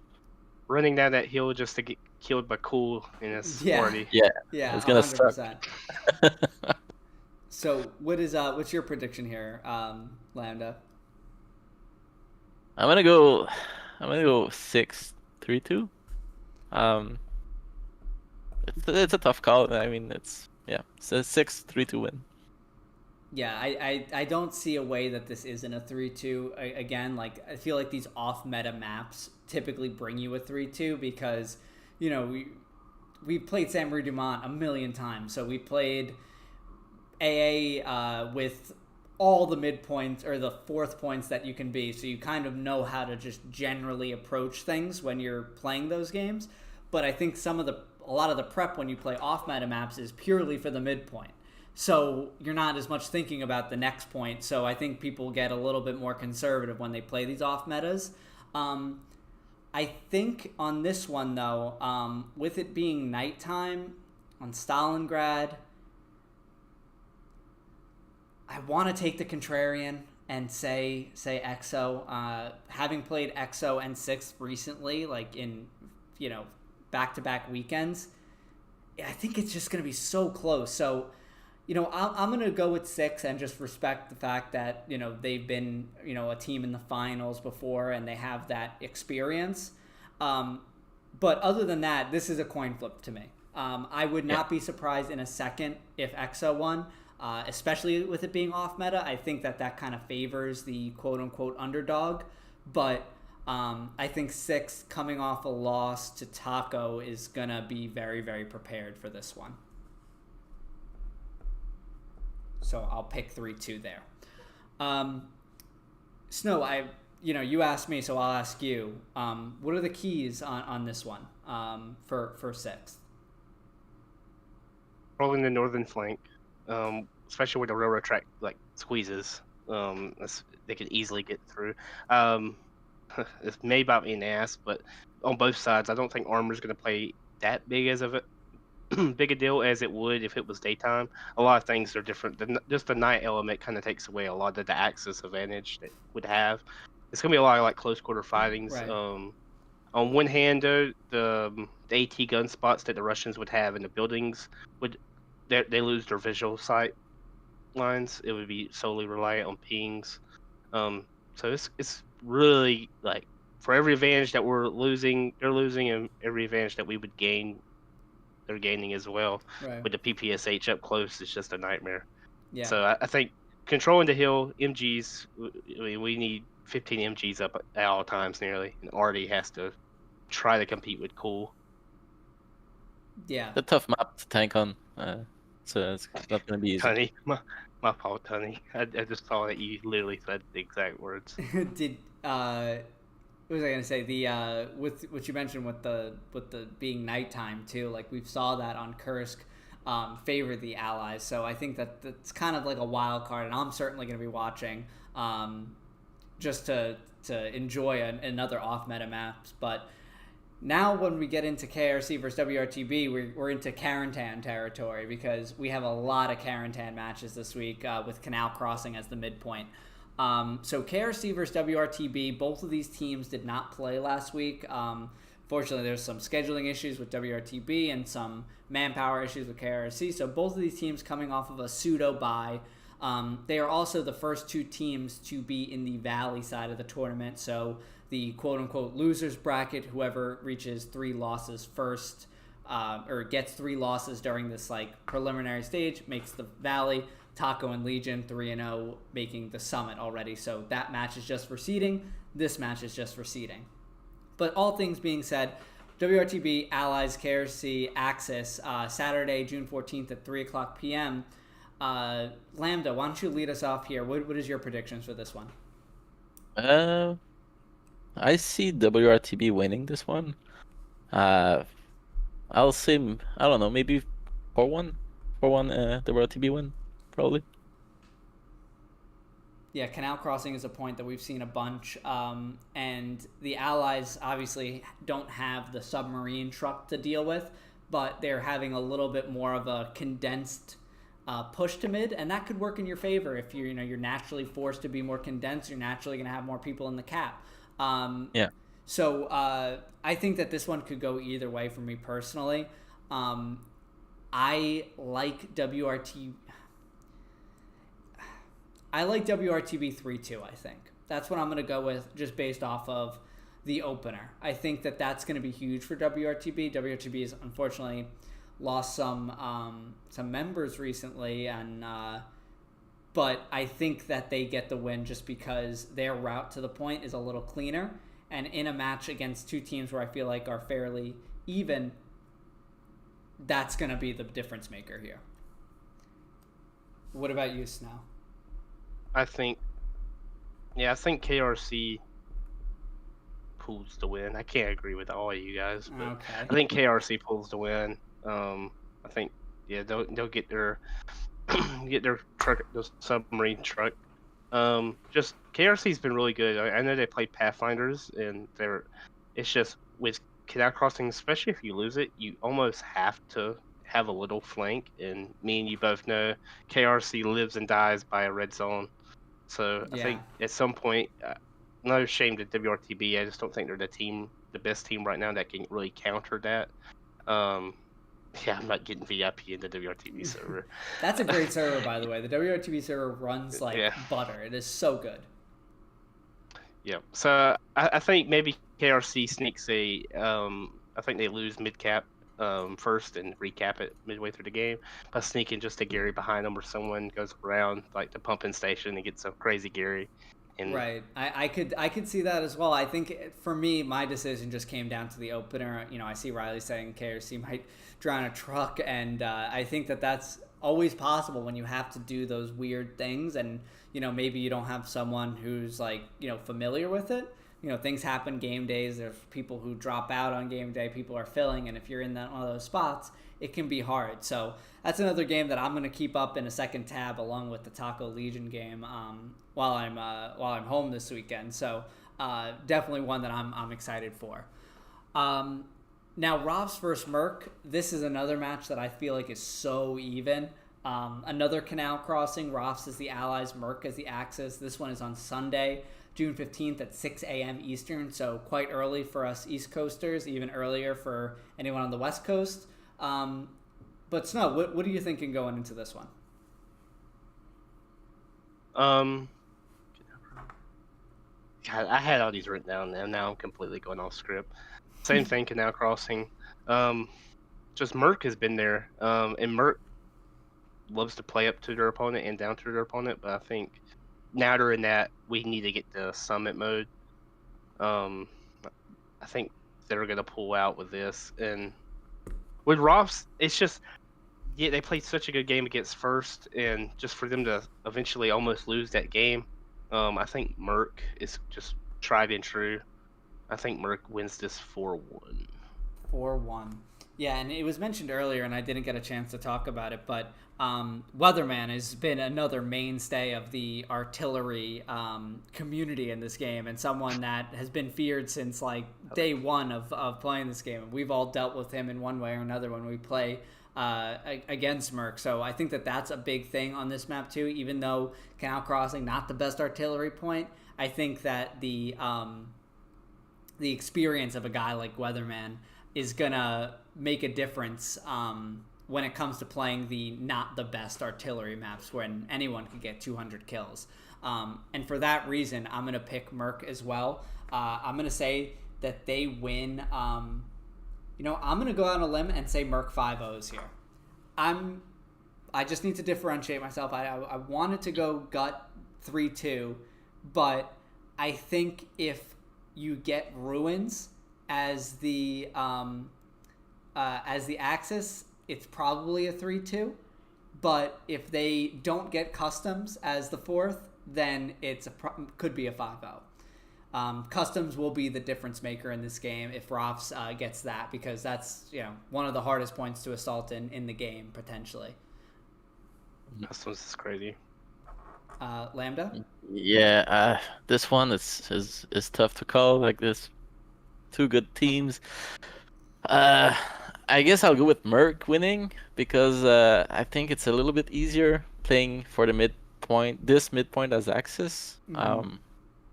So I'll go with Merc winning. I'll just make a safe call and say 3-2. Yeah. Okay, so someone has to get a perfect pick here, or maybe Rofs wins and we're all wrong. We're all wrong. Rofs is, Legion played Rofs recently. Although it was West Bend, I mean, to hold out like essentially the whole game and be competitive on a point like that, they deserve all the credit in the world. So I think Rofs definitely deserves their respect, but I do think Merc ends up taking this one in round 4. So we have our... Yeah, and that's no shame to Rofs either. Of course not. So we have our second group of matches here. So the second 4, starting off with 22nd versus Pathfinders, another Canal Crossing. 22nd as the Allies, Pathfinders as the Axis. This one is Saturday, June 14th at 9:30. I'll start off here and say that I didn't give Pathfinders enough credit last week. They played an amazing game on Carentan, so they're coming in with familiarity with the map, although, again, Town Center is as different of a point from Canal Crossing as you can really be. So I think that this one is going to be a really close 3-2 match, and I'm going to pick Pathfinders here. I feel like they're riding a wave, and Awake, I'm sorry, I think it's going to be very close, and the 22nd is a great team. But it's going to be a really, really close 3-2 with potentially a few switches of cap. Don't listen to him, Pathfinders. All he's trying to do is get VIP back. I need to maintain my VIP now, Snow. Like, you know what I mean? No, It's listen. I'm going to pick Pathfinders because I believe in you. Listen. Caparzo's just trying to play all the hands he has. Don't listen to it. I hope you're listening. But yeah, I think Philo wins this, but like you said, very, very close. In the 22nd, I mean, give Awake a fucking flamethrower and he might change the entire game.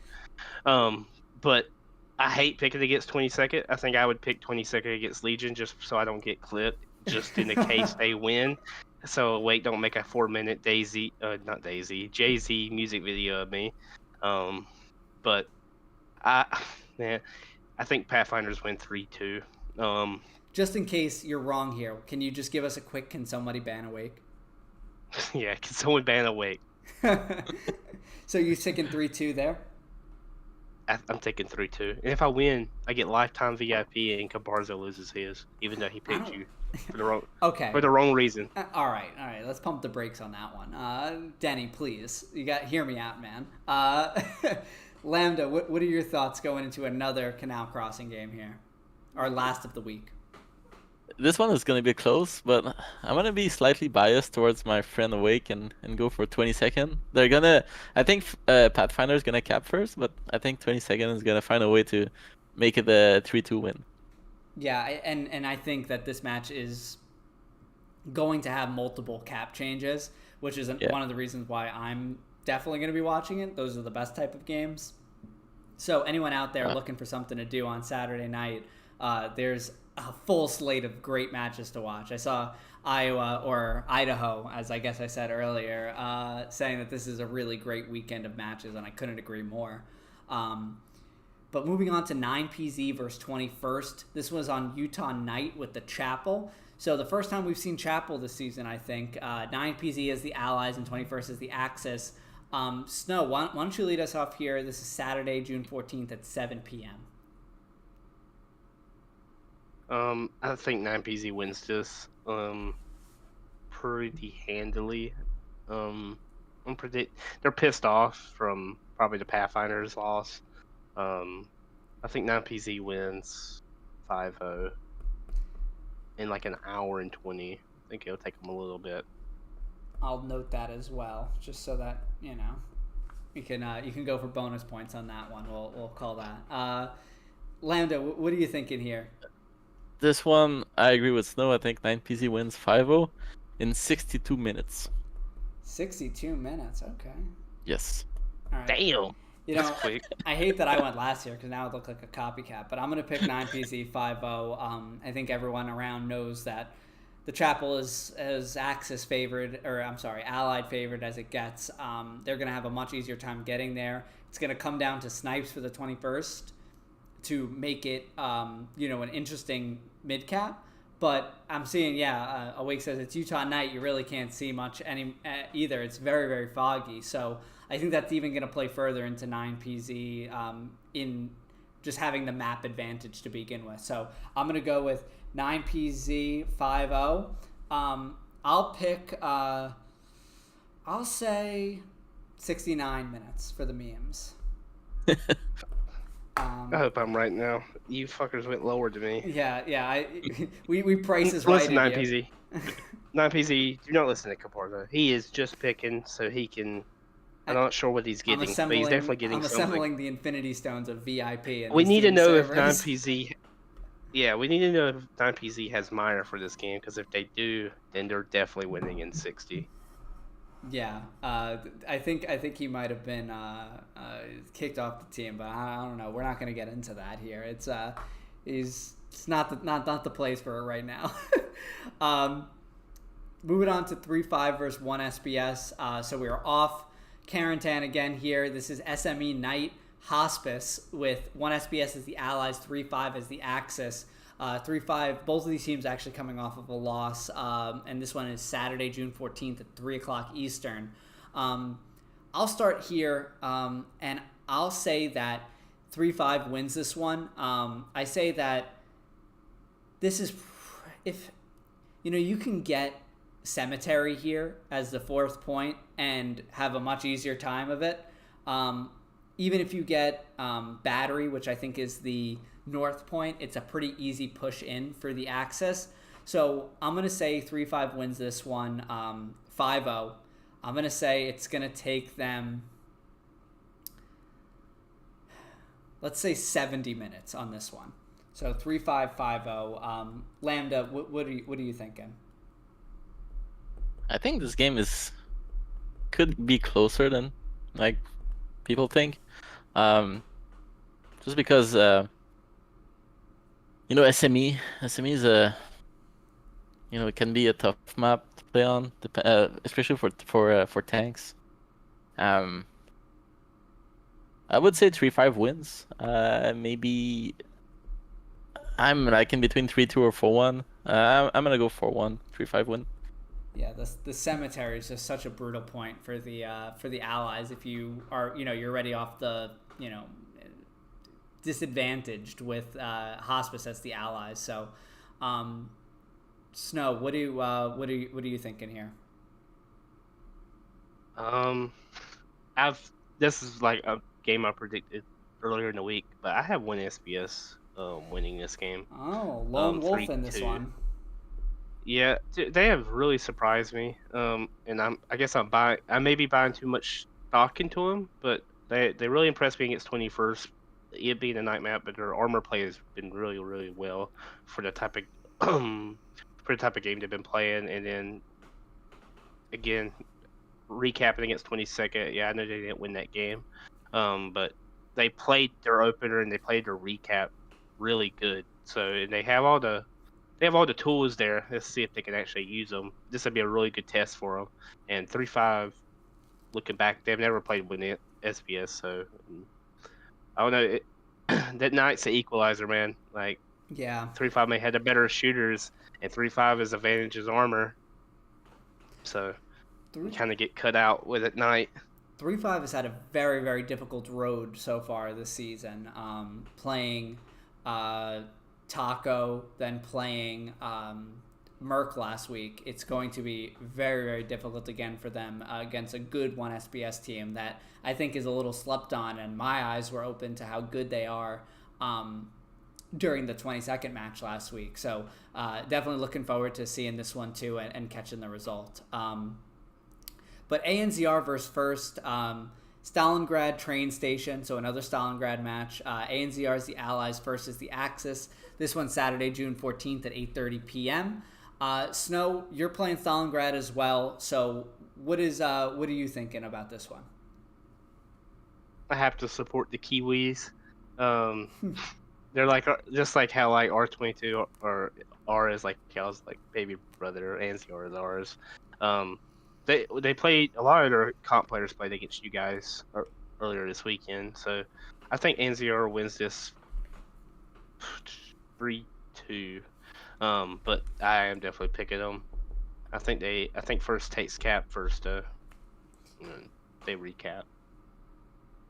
Yeah, ANZR. We played this past weekend, Snow, on SM Marie Demont, and I was very impressed by the, whenever you're playing a team and you're looking at the scoreboard and you see what is clearly people filling for you guys, you maybe think it's going to be a little bit easier, but you guys made it very, very difficult on us to recap AA, taking us about half the map to get it done. So I think that's credit to those fills who played and played well in that match. I did want to talk about the the little brother comment. Like historically, you don't want to be Legions, like little brother team. And Snow, you know better than most. You know, with eighth, what happened there. But yeah, I think we were your little brother at one point. Yeah, ANZR I think is a great team though, and they're playing the best consistently, and that's been paying off for them. I think that they are probably going to win this one as well. I'm going to say 3-2. Yeah, I think I agree with this one, Caparzo. I have the same thing as you. I don't know NZR. I've never played with or against them, but I've seen that they're, they're a good team. You know, I've seen some of their matches, and I see them winning this one 3-2. Any particular things that you're looking for this game, Snow, with it being Stalingrad and playing it yourself? So, like, you know, things that you're looking for right off the start that you think are going to dictate it? If you're Anziar, especially, it'd be in train station, which is the south point, or is it north point? Which one? I think it's the south. 100% sure. Well, tell us in the I'll have to chat, look, please. But yeah, please, because both of them have their keys. But if it's what I think it is, the south point. It's controlling that hill. So if you're Anziar, you need your Russian. You need tanks basically to kill all those MGs, because first is going to have MGs on that mountain, and the only way to counter them is really AT guns and tanks and controlling armor. It's not middle, I know that. And truck snipes. Truck snipes are going to be huge. Anziar's been practicing truck snipes. We played with Anziar the other night on this map, daytime, and pack guns. Tons of. The Russians get so much utility if it's daytime, in my opinion. Yeah, I'm definitely interested to see the pack gun spots. There's a lot of weird things that you can do. But I know we're running a little long here, but let's still get to meme of the week and have a little bit of laughs going into the weekend's matches. So there's a couple contenders this week. There wasn't a ton, but there are a few that I think are worth showing. So here's a little bit of a longer clip. The context here is that Legion was playing the first, and we had people tanking that wouldn't ordinarily tank. So we had Libby, Dawn, and Hugh, some of the best infantry players out there, playing in a tank. Excuse the audio here; it's only going to come out of your left side of your headphones or your laptop here. But this is just an incredible sequence here from infantrymen who do not tank.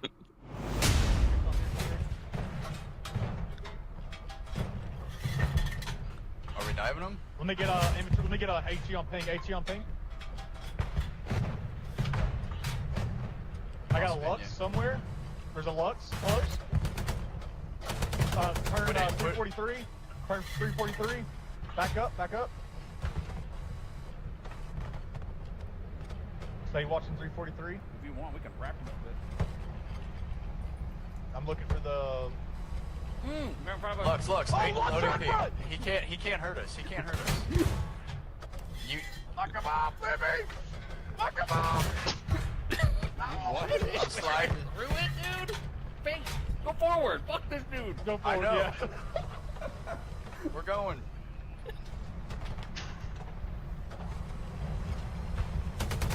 Gun left. Yeah.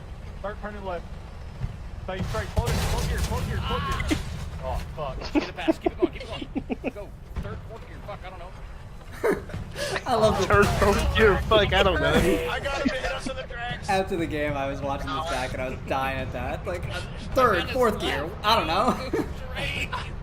I'm trying. It's taking too long to turn. Get us out of here. Come on. Swing it right. Swing right.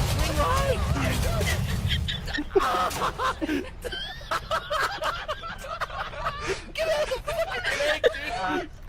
Back us up. Back it. Come on. I love Libby's first instinct to hop out of the tank. Come on.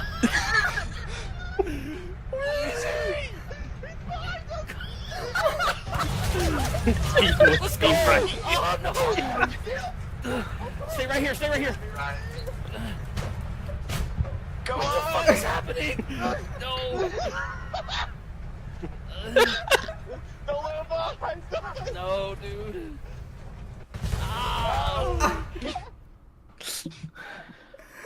So Lambda, what did they do wrong there as a tanker? Snow, what did they do wrong as a tanker? That's a personnel problem.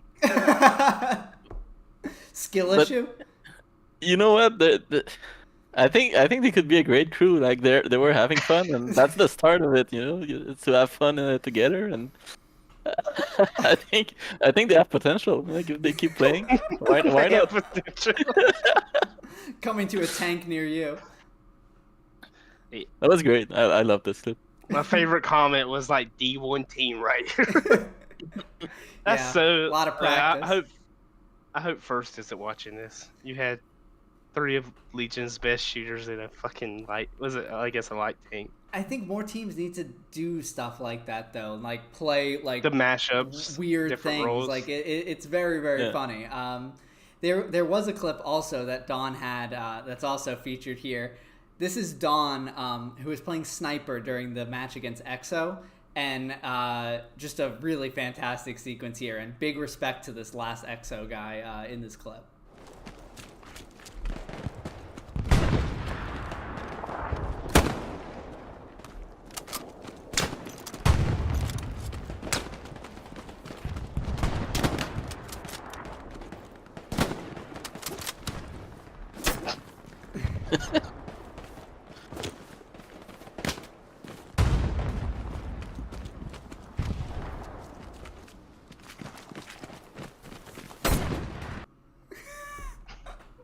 I just love during like a competitive match, like where like there's actual stakes. The other sniper, the spotter, is just like, you know what? Yeah, knife fight time. Let's go, and then Right in the trading. You don't see that. That was every great. day. Big respect for that EXO guy to go for the shovel fight. That was great. So we have. Yeah. Go ahead, Snow. No, I was just gonna say if it was me, I would have just shot him. So big respect on him. Not a gentleman in that scenario. It's. We're down. We're trying to win. Yeah, wins and losses, right? So we have 2 more clips. One is from a frequent contributor to the podcast, Lil G, with a tribute to Snow, as we typically expect from him. Look out! I think Moto likes you. Here he comes. Okay. I like 'em big. I like 'em chunky. I like 'em big. I like 'em lumpy. I like 'em round with something. They like my sound. They think I'm funky. Yes, girl. You huge. Beg a nigga cheese, cheese, cheese, cheese, cheese, cheese, cheese. Beg a nigga cheese. I at least they're teaching him something in school, right? I mean, he's the cap cut champ or something like that. Yeah. He should be banned on all platforms. So yeah, you heard it here. You have admin perms, by the way. You can take action, and you're feeling like a. You know what? Yeah, I'm the fucking mod now. We ain't had none. I could mod you, but I'm worried that we'll miss out on a lot of good chats. We'll lose here. half our audience. Yeah. We have one more clip, and it's a absolute classic. This is a throwback clip, but one of the original like lore pieces of TPL. And it is, I think a lot of you guys will know this one. Telling your lies about the god of hell let loose, you will only pump me up further. Try me myself quicker. You got to pump it up. That's one of my favorite videos ever. You didn't play this song. Oh, dude, that song would be in my head all tomorrow. It is an absolute classic video with combining Adam Leeds United and just a banger of a song. I remember I was guilty of watching that over and over again. Over and over. I can never find the song. Yeah. I literally used that clip to try to figure out the song that was from. I remember that first. Snow Shazamming his phone, his computer. So you guys will have to let us know who the winner is for this week. But we're running a little late, so we won't do call-ins this week. We'll try to make more time for it next week. But Boys, this was a really, really fun show, and I had a blast reviewing everything with you guys. But is there anything else that we haven't maybe touched on from this last couple weeks, or things that you're looking forward to this weekend? Snow, we can start with you. Huge game between Sixth and EXO. Looking very, very forward to it. And then obviously we know both teams know if we lose, then we play the loser of the Legion and Taco game, and I don't think neither one of us want to do that. So a lot of stakes coming into it, but I'm excited for a lot of these matchups and to be kind of glued to my phone, playing and working and watching the games, seeing on the casters. Yeah, I agree with that. Lambda, what's your take? Yeah, lots of great games coming up. Also in the off-season league with R22R, playing against SCC. And I just want to just quickly give take the chance here to shout out some guys in R22R that I think deserve it. Like first off, Hero, being the leader, just bringing all the guys together and being an amazing player too. Just a great core group of guys we have: Demon, Lekanak, Tundra, Bath, Berju, and Ripdraw with the amazing players. And yeah, just want to take this opportunity to shout them out while I can. Yeah, absolutely. We played with R22R since feels like the beginning of when they kind of came onto the scene, and the difference that we've seen in them from playing in those early days to now is like incredible, and that's due to guys like Hero just being a class guy and a great leader for a great group. So that's a team that I'm looking forward to watching as we get further into OSCL. We're going to do a full OSCL review next week. I just wanted to focus more on the Summit stuff because I knew we had a full show ahead of us. So look forward to more OSCL stuff coming next week. Guys that are playing in that league, I'd really appreciate if you want to send me some clips from those games. I try to watch what I can, but it's just so many good ones and it's hard to catch them all. So definitely looking forward to recapping those as we get to that next week. For me, though, this is a very, very important week for a lot of teams. Outside of Taco, Legion, KRC, and WRTB, this is a clinching week for pretty much everyone else. So you have the 2-1 teams and the 1-2 teams. The 1-2 teams fighting to stay alive to make the summit, and you have the 2-1 teams trying to win it this week and make the summit and just play a seeding match next week. So really a lot of great matches, and I think where the league is or the tournament is right now, this is the week where you're going to have the most competitive matches, and these teams are going to show out for them. So with that, I don't have much else to add. Again, this is my favorite week. Yeah, I would say by far this is my favorite week. Week one is always starts off a little bit you kind of know what the results are going to be for the most part. But as we get to week 3 and week 4 and you're playing teams that are your equal or, you're on par with, this is when, you get those really good matches as a viewer. So, I shout out to all the casters for you guys that are in Summit. Check out those streams this weekend. Make sure you're giving them likes and and subscribing there so you're catching all the action.